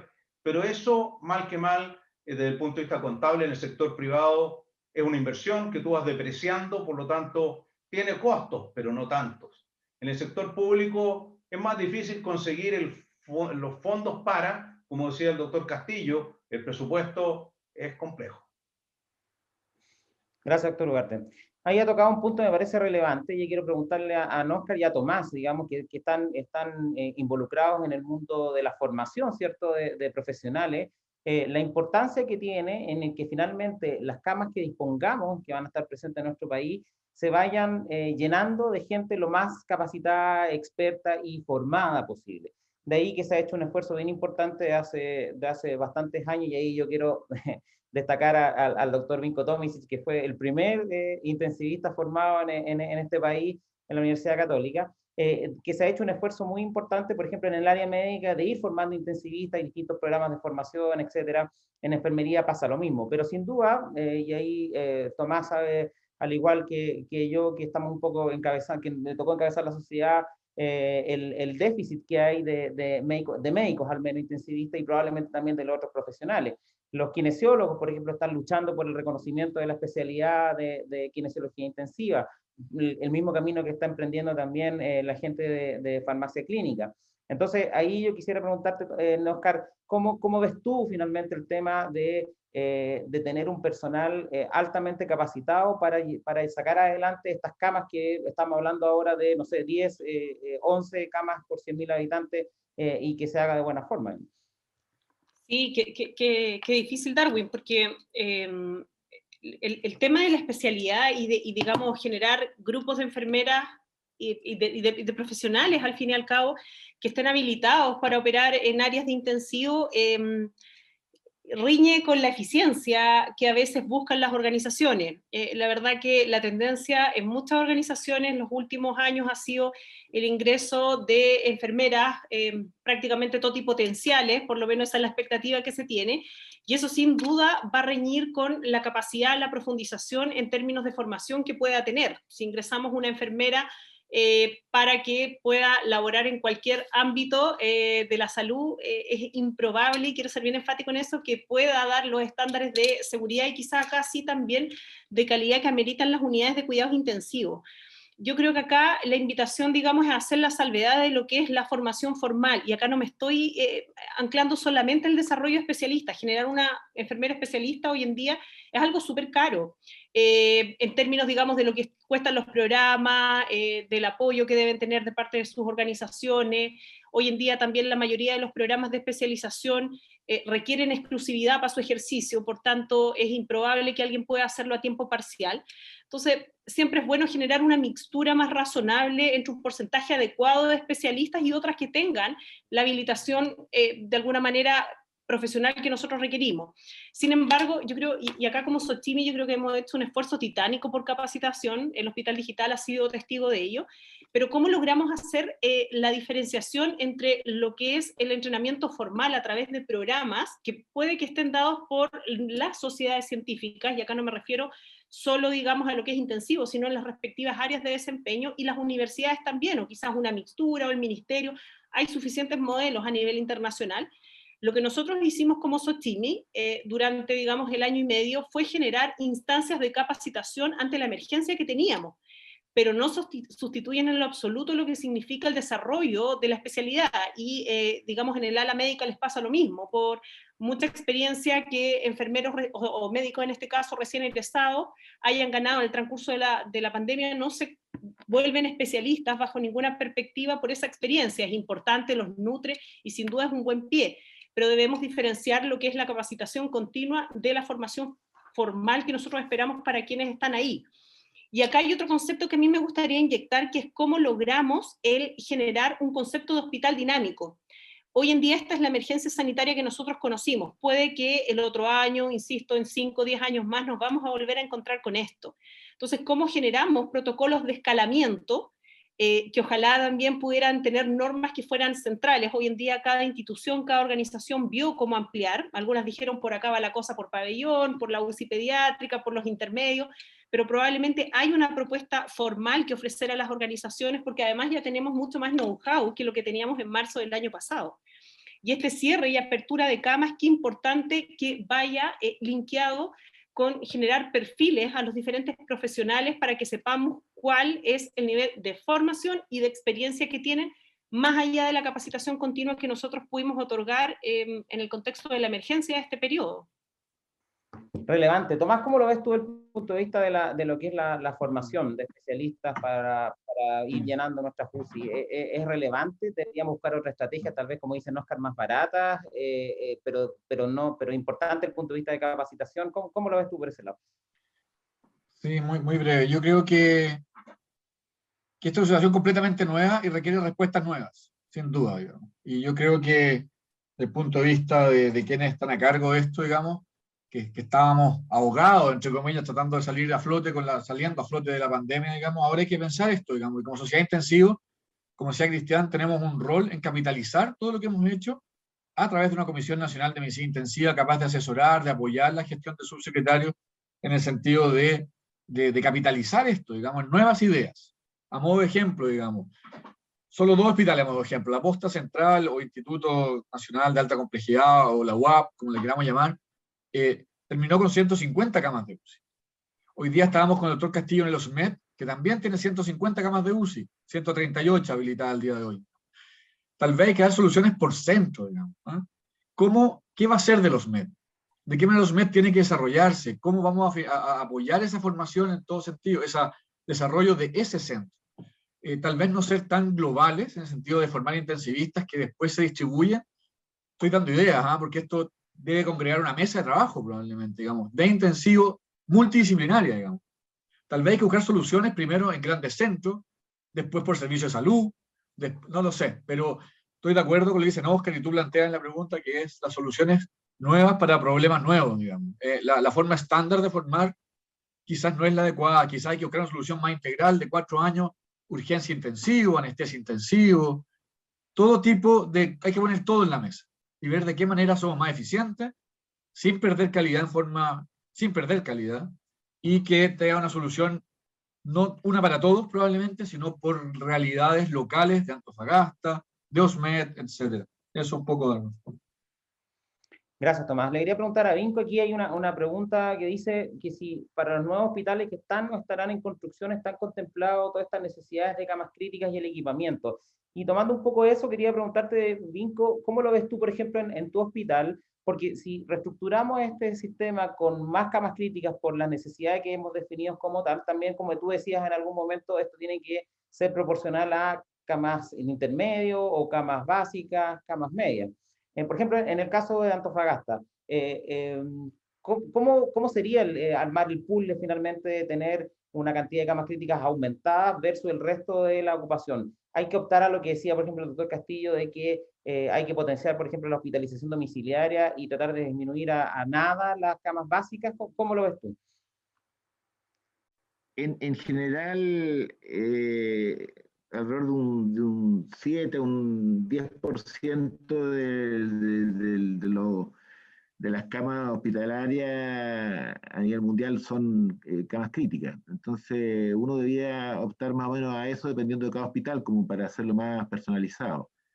Nosotros acá hemos estado analizando la situación y creemos que tenemos que tener por lo menos entre 30 a 40 camas UCI y nunca vamos a poder tener 80 camas de intermedia, pero por lo menos tener 1.5 camas por cada unidad de UCI. Esto es posible, está el personal mucho más entrenado y creo que podemos absorberlo. Ahora, con respecto a la formación, es bastante difícil. Yo diría que en Chile, en la formación por ejemplo, de enfermería, que es lo que me ha tocado analizar, está costando alrededor de 4 o 5 millones de pesos un magíster o una formación de una enfermera, y sin embargo en Barcelona o en otras partes de Europa está costando 2.500 euros. Entonces yo no sé por qué se ha encarecido tanto esto para nuestro personal y la limitación es importante, porque los hospitales no pueden tampoco, las enfermeras se están entrenando acá, muchas de las que están yendo ahora porque notaron la necesidad, lo están haciendo de su propio bolsillo y con permiso sin goce de sueldo muchas. Entonces yo creo que hay que empezar por esa parte también. Pues ¿Bien? Sí, doctor Castillo. Sí, no, que yo quisiera tomar un par de cosas, oye, que yo creo que es muy importante. Mira, ha sido tan fuerte este tema que ha llevado a que en muchas partes y a nivel central, frente a este problema nuevo de gran magnitud mundial y nacional, se tomen consideraciones distintas, diferentes, en hacer las cosas en forma distinta, no lo formal, no lo habitual, no, a pesar de que estaba todo por escrito. Hubo varias resoluciones exentas que se mandaron a todos los hospitales y clínicas del país en relación a cómo crecer, cómo complejizar, qué áreas cubrir, de qué manera cubrirlo, e incluso se tomó en consideración una guía que sacó la Sociedad Americana de Cuidado Intensivo en relación a la cobertura, a la UCI expandida y a la incorporación de personal como enfermeras de antiguas, jubiladas, algunas de ellas, de qué manera equilibrar la experiencia con la juventud, en fin, una serie de elementos que muchos hospitales tomaron. Por lo tanto, yo creo que en la capacitación y educación y en la formación hay que mirarlo de una manera distinta. Esto no podemos hoy día, a partir de ahora, y por lo demás lo están haciendo en muchas partes del mundo, ¿ya?, seguir con el paradigma de que la formación tiene que llevar 4 o 5 años, 3, 4, 5 años, y tiene que ser igual para todos, etcétera, etcétera. Yo creo que allí hay una serie de elementos que hay que volver a mirar, volver a conversar, porque las realidades básicas son transversales. Y yo creo que esa necesidad mínima y los requerimientos mínimos son transversales y permanentes. Pero las realidades locales, regionales, son distintas y a esas hay que ir apuntando. No solamente en la formación de los médicos, sino que en la formación de las enfermeras, de los kinesiólogos, de los terapistas, los químicos farmacéuticos, clínicos, de los fonoaudiólogos, para este aspecto. Hay y hubo una realidad totalmente distinta que hay que enfocarlo de una manera totalmente distinta a la tradicional, a lo conservador. Hay que salir de ese aspecto. Y todos, sabían por escrito los elementos directivos, dónde crecer, cómo crecer. Lo que pasa que también nos dimos cuenta de que muchas veces no había una comunicación directa entre el equipo directivo de los hospitales y clínicas respecto a los equipos clínicos propiamente tal. Porque se quedaba la información a medias y esto motivó esta visita que Tomás hacía mención y que muchas veces nos encontramos con que algunos especialistas queriendo colaborar no tenían espacio para colaborar. Muchas veces la coordinación que había que lograr entre la urgencia, los cuidados críticos, el pabellón, bla, bla, no existía porque no había una conversación o alguien que los coordinara al interior de. Lo mismo sucedía en varios otros estamentos. Entonces, yo creo que aquí se abre un espacio de corto plazo, de mediano plazo, para remirar todo y de una vez por todas lanzar el desarrollo de un proyecto, pero un proyecto distinto, un desarrollo diferente, un desarrollo moderno, enfáticamente distinto a lo que hoy día tenemos. Darwin, ¿puedo agregar una cosa? Por supuesto. Respecto a lo que dijo el doctor Tomisic, de un 7 a 8% de camas UCI en un hospital, yo creo que aquí hay un desafío grande en eficientar los hospitales. Nosotros tenemos generalmente en tiempos pre-COVID 25% de camas críticas en uno de nuestros hospitales privados, y estoy hablando de hospitales de alta complejidad, con peso GRD promedio sobre 1, incluyendo maternidad, ¿te fijas? En el cual el promedio de días de estada oscila entre 3 y 4. Y el promedio de estada, te puedo decir, de un infarto es de 6 días. Entonces, yo creo que aquí, además, está el desafío grande de hacer los hospitales más eficientes a la brevedad posible, porque si uno compara por GRD los hospitales públicos con los privados, yo creo que hay evidencia clara de que se puede mejorar mucho, mucho la eficiencia del uso de las camas.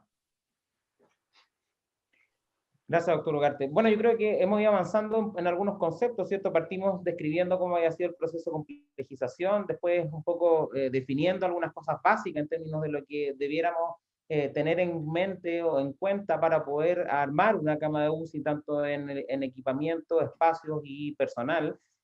Avanzamos también un poco a lo que podría ser una definición de camas desde este momento o a partir del momento en donde podemos definir que ya la pandemia baja y se transforma en una endemia permanente. El doctor Castillo hablaba de 10, 11 camas por 100.000 habitantes, y el doctor Ugarte aportaba, ¿cierto?, desde la visión del mundo privado, como este aporte también. Conversamos acerca de lo que es cómo avanzar en que el personal se haga cada vez más experto y, bueno, y eficiente también, como dice el doctor Ugarte, en la ejecución finalmente de esto.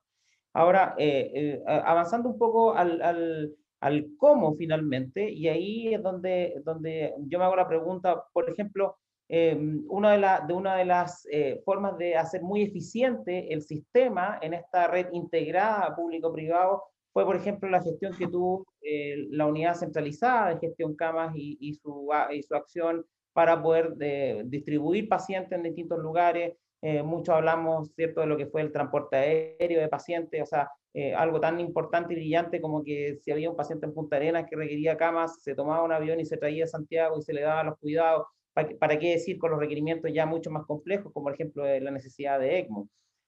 Entonces, ahí vuelvo un poco a preguntarle al doctor Castillo, ¿cómo ve esto de la integración pública-privada en situaciones de no estado de excepción, donde, por ejemplo, la gestión camas permitía poder distribuir pacientes entre los distintos sectores de los hospitales y clínicas del país? ¿Es algo aplicable a futuro en forma permanente?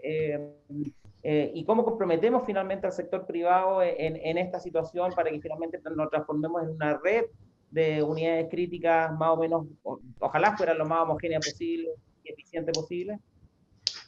Mira, fuera del estado de excepción constitucional y de alerta sanitaria, no lo hemos conversado con la Asociación de Clínicas, pero transmito mi opinión personal al respecto. Creo que el país, al contar con una unidad de gestión centralizada de camas críticas, UCI y de intermedio, ha sido un pilar estratégico nuclear, ventricular, en el manejo y la transferencia de enfermos, que ha superado dos conceptos, a mi juicio, que estaban muy incorporados en el ambiente nacional. Primero, la territorialidad. Este enfermo corresponde al servicio A, por lo tanto no lo puedo mandar al servicio B porque el servicio A lo tiene que solucionar. Eso se perdió con este aspecto. Hay un enfermo, hay un paciente que necesita una cama y esa cama hay que ubicarla donde exista un espacio y el encargado de ubicar esa cama es la unidad de gestión con estas características, pues será en la región A, será en la región B, en el servicio Z, en la clínica X, no importa, pero para allá se manda. Esa aterritorialidad se mejoró, se trabajó y funcionó. El segundo aspecto es que la unidad de gestión centralizada de cama empezó a manejar información que permitió alimentar a todo el sistema. Y con información más asociada a otros elementos de contagio, se permitió proyectar la demanda por regiones, por hospital incluso, con una confianza y un intervalo, pero de confianza muy, muy alta, que, oye, con un error estadístico, cuando uno lo mira para atrás, del 2%, 1%, o sea, con afinamiento muy importante de los números.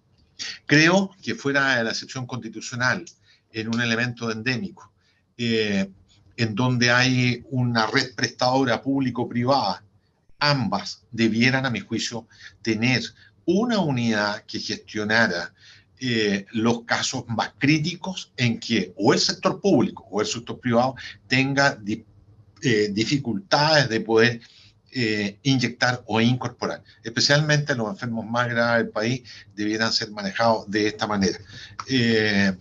Pero, en fin, tengo que hablarlo y lo tenemos que conversar y discutir, analizar con el Ministerio y con la Asociación de Clínicas. Yo espero en un evento próximo en donde vamos a poder tocar este y otro elemento. Y aprovechando la instancia, pues tenemos que preguntarle al doctor Ugarte, digamos, qué es lo que opina, ¿no, Oscar? Sí, no, yo solo sumar algo a lo que el doctor Castillo comenta, así como muy en términos conceptuales, yo creo que eso es lo que él quiere abordar. Acá la discusión más profunda, y que yo también creo que lo habían mencionado, es el cambio de paradigma en lo que es asignación de recursos, porque cuando hablamos de cama de UCI, algo tiene que ver con el acceso, otro tiene que ver con cómo se genera la asignación, y el financiamiento ya es otro tema, pero está la discusión, digamos, si las camas de intensivo al final son un bien público, son un bien privado, más allá del solo financiamiento, sino acá la pandemia lo que nos demostró es que el acceso y la asignación tiene otros elementos que van mucho más allá. Y que vale la pena generar esa discusión si esto corresponde a un bien público o un bien privado más allá del financiamiento, en términos como bien conceptuales. Súper relevante. Sí, doctor Ugarte. A ver, yo creo que quiero insistir en que la complementariedad público-privada en camas críticas ya existe desde antes, claramente que hoy día se potenció tremendamente, y lo que es claro, como dice Oscar, es que el paradigma del paciente público y privado tiene que desaparecer. Son todos pacientes que tienen necesidades de atención, pueden tener un sistema de aseguramiento público que le da preferencia al sector público o privado que le da preferencia al sector privado, pero lo que es claro es que con modalidades de pago como GRD, que está claro en el caso de que casi todos lo aceptaron, en el caso de COVID, ¿te fijas? Y existe previamente con otro tipo de licitaciones. Yo creo que eso se puede potenciar indiscutiblemente, sobre todo que quiero insistir, tenemos regiones que tienen problemas serios de acceso a camas críticas, ¿te fijas? Previo a esto y que después de esto necesitan una solución de verdad. Y esa solución puede ser pública, puede ser privada, pero viendo las necesidades. Y yo quiero insistir en una cosa, esto lo que necesita son políticas públicas del Estado de Chile. Nosotros podemos opinar A o B, pero son políticas públicas que tienen que ayudarnos a financiar el sistema de salud que hoy día como país tenemos que entregarle a las personas. Bien, bueno, nos queda poco tiempo, vamos a empezar a redondear algunas ideas, pero antes de hacer esto, a veces a mí me da vuelta la cabeza, y Tomás, quería preguntarte el concepto un poco de la UCI más especializada. Si uno ve, por ejemplo, revisa algunos países más desarrollados, algunas ciudades más desarrolladas, por ejemplo, lo que pasa en términos del trauma, por ejemplo, los sistemas de trauma, cómo funcionan, por ejemplo, los hospitales especialistas y cómo con la facilidad con que una persona, el rescate de trauma, puede llevarlo en un helicóptero al centro de trauma y manejarlo en forma definitiva. Aquí tenemos, por ejemplo, el ejemplo, el que nosotros conocemos es el Hospital de Melipilla, que no tiene escáner. Si recibe un trauma y piensa que está al lado de la Autopista del Sol, por ejemplo, tienen que llevarlo al Hospital de Melipilla y de ahí hacer la transferencia, si es un TEC, al Instituto de Neurocirugía, donde hacen el escáner. Si el paciente no tiene nada, lo devuelven a Melipilla, en fin. Entonces, en términos de lo que es el proceso de generar camas críticas que sean también eficientes y, bueno, por supuesto, en lo que es el impacto final del paciente, el buen resultado de ello. Cabe, por ejemplo, en pensar en esto, en hacer UCIs más especialistas, por ejemplo, y estando por medio también la ley GES, por ejemplo, que debería garantizar el acceso en algunas patologías específicas que son de crítico a la buena atención. Evidentemente sí, doctor. Esto es más de fondo, en el sentido que claro, esto se puede haber hecho pre-pandemia también, digamos, una discusión que no solamente... Ahora, evidentemente, hay una oportunidad ahora, ¿cierto?, de capitalizar como sociedad intensivo, como intensivo en general, como comunidad intensivo, lo que está pasando ahora, ¿cierto?, todo lo que el esfuerzo que se hizo, pudiendo acercarnos, ¿cierto?, a través del doctor Castillo, a través de una comisión de intensivo, etcétera, para proponer ideas, ¿no es cierto? En concreto, lo que decía antes, el caso de la posta tiene que complejizarse en un hospital nacional, por ejemplo, metropolitana de trauma líder, digamos. El caso de los MED, ¿qué vamos a hacer con los MED? Ellos quieren desarrollar ciertos proyectos, va a ser un hospital COVID. Lo que tú mencionas, creo que no tengo la respuesta para cada presupuesto lugar, pero lo que te quiero transmitir, yo creo que hay una bonita oportunidad ahora de, aprovechando la contingencia, toda la visibilidad que tuvo la realidad del intensivo en Chile, de poder pedir y participar de una planificación del sistema de respuesta de agudo global, inteligente, público-privada, a través de, como decía Cristian, a través de políticas públicas, realista, obviamente, que sea progresiva, ¿no? A veces queremos todo inmediatamente, pero no se puede, que sin duda se hace, ¿eh? Yo me toca ver esto, me ha tocado ver estos meses, la intención está, lo que pasa es que, por supuesto, que los recursos son limitados, digamos, pero como comunidad intensiva, multidisciplinaria, teníamos que tener una mesa cercana al subsecretario, cercana a través del doctor Castillo, etcétera, para poder expresar ideas, compartir propuestas y establecer líneas de acción. Yo creo que eso tengo que capitalizarlo sí o sí en el corto plazo. Darwin. Sí, doctor. Mira, cuando yo sé que UGCC trabaja en complementariedad público-privada hace muchos años, pero no es eso lo que yo quiero transmitir. La complementariedad se hace para cierto tipo de pacientes, pero lo que yo voy va mucho más allá que eso. Y es una decisión país, no es una decisión personal, sino que es una decisión política país, como se hace en otros países desarrollados, que en relación al movimiento de casos críticos que requieren infarto, stroke, todos esos enfermos pasan a un sistema nacional y lo administra la transferencia una unidad central que decide, va acá, va allá, cuyá, y toda la cuestión dependiendo, bla, bla, de una serie de otros aspectos. Yo voy a la integración del sistema público-privado de cierto tipo de paciente. ¿Cómo sucedió ahora?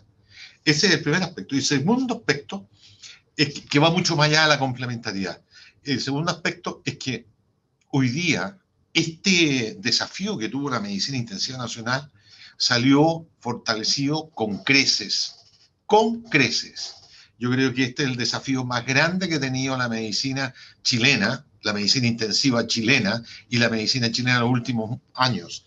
De esto se abre ahora toda una discusión en términos a número de camas, calidad de las camas, especialización de las organizaciones, capacitación, formación, etcétera, etcétera, etcétera, etcétera. Pero no olvidas que nosotros no trabajamos solo, que nosotros somos parte de una cadena. Y esto ha quedado también súper claro en que los urgenciólogos, la gente de imágenes, la gente de pabellón, los anestesiólogos, también tienen que formar parte de esta cadena resolutiva, pública, privada, prestadoras, también en la formación de estas personas. De manera que hay que ir arreglando estos elementos, de manera que ir dando soluciones regionales, porque, en fin, ustedes lo saben más que yo, lo que a mí me sirve aquí en Santiago probablemente en Aysén no sirve, porque tienen otra realidad allá. Allá no hay clínicas privadas, allá el hospital es un todo, y eso hay que fortalecerlo. A diferencia de lo que sucede en Arica, que también tiene una realidad distinta, etcétera, etcétera. Entonces, esto abre espacio de conversación, de análisis, de política pública, que hay que estar, pero con los ojos súper atentos y abiertos. Buenísimo, vamos a ir cerrando y quisiera darle la oportunidad, bueno, lamentablemente el doctor Tomisic, seguramente por problemas de conexión, no nos dejó, así que, bueno, ahí después le agradecemos, pero quisiera otorgarles la oportunidad de poder hacer una reflexión final a nuestros invitados acerca un poco de lo que hemos conversado, redondear ideas, y bueno, entregar un mensaje, digamos, a todo al grupo de profesionales que nos han acompañado. De hecho, hoy día más de 150 personas conectadas que nos han acompañado. Así que los invito. ¿No, Oscar, por favor, alguna reflexión final? Sí, no, yo agradecer a los profesionales que están conectados, más allá de la inquietud que pueda generar este tema, más allá de lo que significa lograr una respuesta al tema y a la pregunta que se planteó hoy en día, agradecerles por el compromiso, por el trabajo, por, digamos, todo lo que significó este tiempo para todos los que de una u otra manera apoyaron el enfrentamiento de esta pandemia. Intuyo que vamos a seguir hablando de esto mismo en un periodo más y vamos a tener que reactivarnos. Y ahí la invitación también que hago a todos quienes ocupan espacios de decisión, que son tomadores de decisiones en el ámbito público, en el ámbito privado también, es que efectivamente transitemos a un modelo que sea multidisciplinario, más maduro. Insisto, hemos logrado un know-how tremendo durante este periodo. Yo tengo una visión súper optimista de las cosas que hemos logrado en un año y medio, pero sin duda hay una brecha importante hacia la que transitar. Y creo, digamos, que la inclusión de profesionales de todos los ámbitos que participan en los cuidados intensivos van a enriquecer los resultados de los pacientes y van a hacer más eficiente el sistema. Así que también ahí dejo una invitación para quienes son tomadores de decisiones en estos ámbitos. Y bueno, agradecer la invitación. Y saludos a todos los que en este momento se han mantenido conectados y a todo el tiempo que nos han acompañado en el Hospital Digital. Ha sido el trabajo de un año y medio y que de alguna manera también nos ayudó a tener la noción de lo que es la comunidad de cuidados intensivos, que era mucho más allá de lo que habíamos convocado inicialmente como propia Sochimi o en nuestros propios centros. Así que muchas gracias, Darwin. Gracias a ti, Oscar. Tomás. Sí, muy breve también, agradecer la invitación. Creo que tenemos que capitalizar como intensivistas multidisciplinarios todo lo hecho. Creo que el camino de una mesa, una Comisión Nacional de Intensivos es clave, multidisciplinaria, capaz de tener acceso a la subsecretaría. Y también una cosa paralela, pero que no puedo dejar de decir, por este recorrido a lo largo de Chile, los médicos, todo el equipo extranjero, ¿eh? Agradecer a todo el equipo de salud extranjero que apoya la pandemia. Yo no voy a decir un número mágico, 1/3 del soporte de la pandemia será con médicos extranjeros, muchos de ellos con generosidad enorme, sin visa, en visa en transición, como se llama, digamos, como se llame, digamos, y a pesar de eso, firmes en los turnos juntos. Así que muchas gracias a ellos también y a todos, por supuesto, quienes han dado sostén a la pandemia este año y tanto, digamos. Así que eso, Darwin. Gracias, Tomás, por participar. Doctor Ugarte. Primero, agradecer no solo a la Sociedad Chilena de Medicina Intensiva por el rol que ha jugado en esto, tanto en información como en formación de personas, con un esfuerzo tremendo, reconocido, y que con el apoyo del Hospital Digital de verdad llegó a todos, nos sirvió a todos.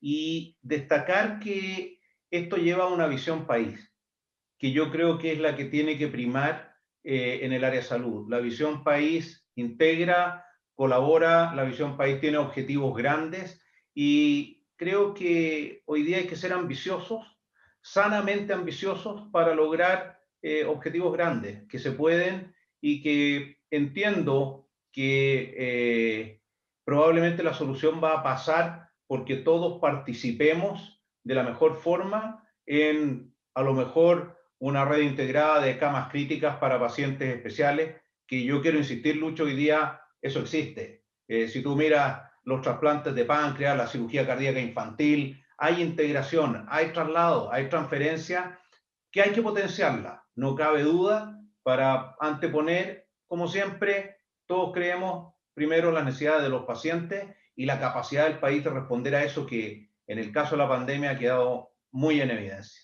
Y gracias a todos los que, al equipo de salud que trabajó en esto con un esfuerzo gigante, con un costo gigante. Gracias.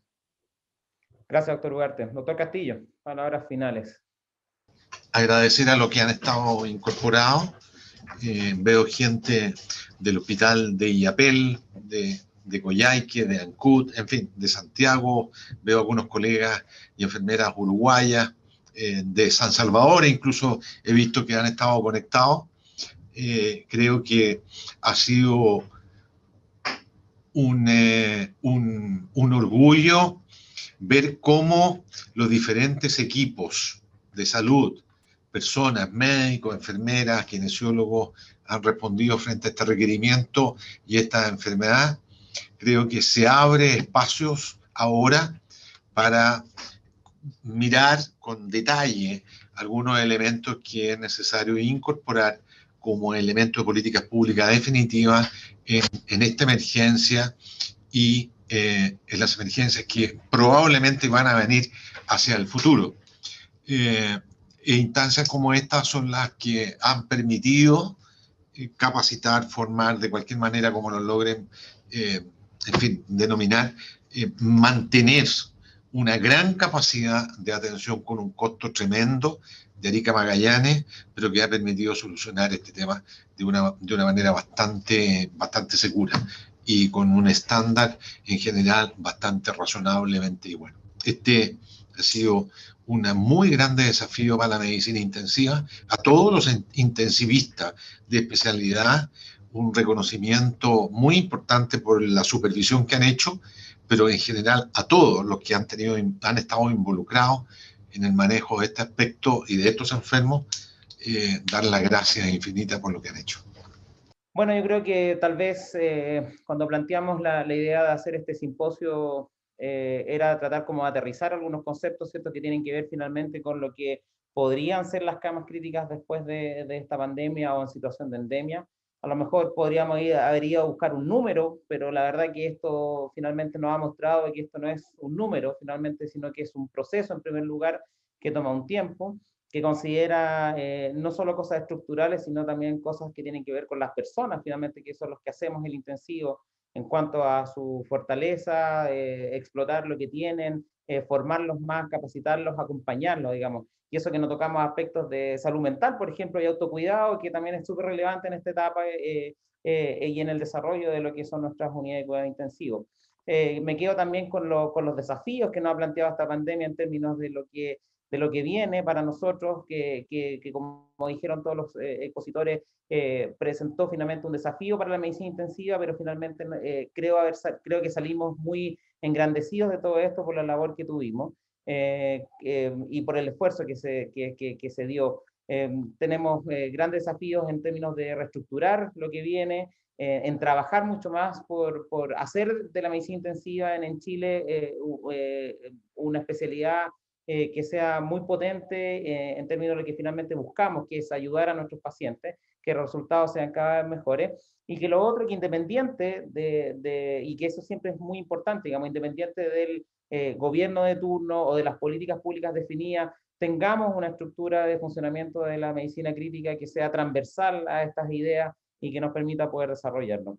Así es que nada, pues quiero agradecer en primer lugar a toda la gente que estuvo conectado, a la gente, como dijo el doctor Castillo, de distintos lugares del país y bueno, y alguna gente también de fuera de Chile, agradecido por ello, y agradecer especialmente a nuestros expositores que con su lucidez y su sabiduría nos han ayudado el día de hoy. Óscar, muchas gracias, Tomás Regueira, doctor Ugarte, doctor Castillo y bueno, doctor Tomisic, que lamentablemente nos dejó, pero que le mandamos un gran saludo. Muchas gracias a todos, que tengan una muy buena tarde y espero que haya sido de disfrute de este simposio para todos ustedes.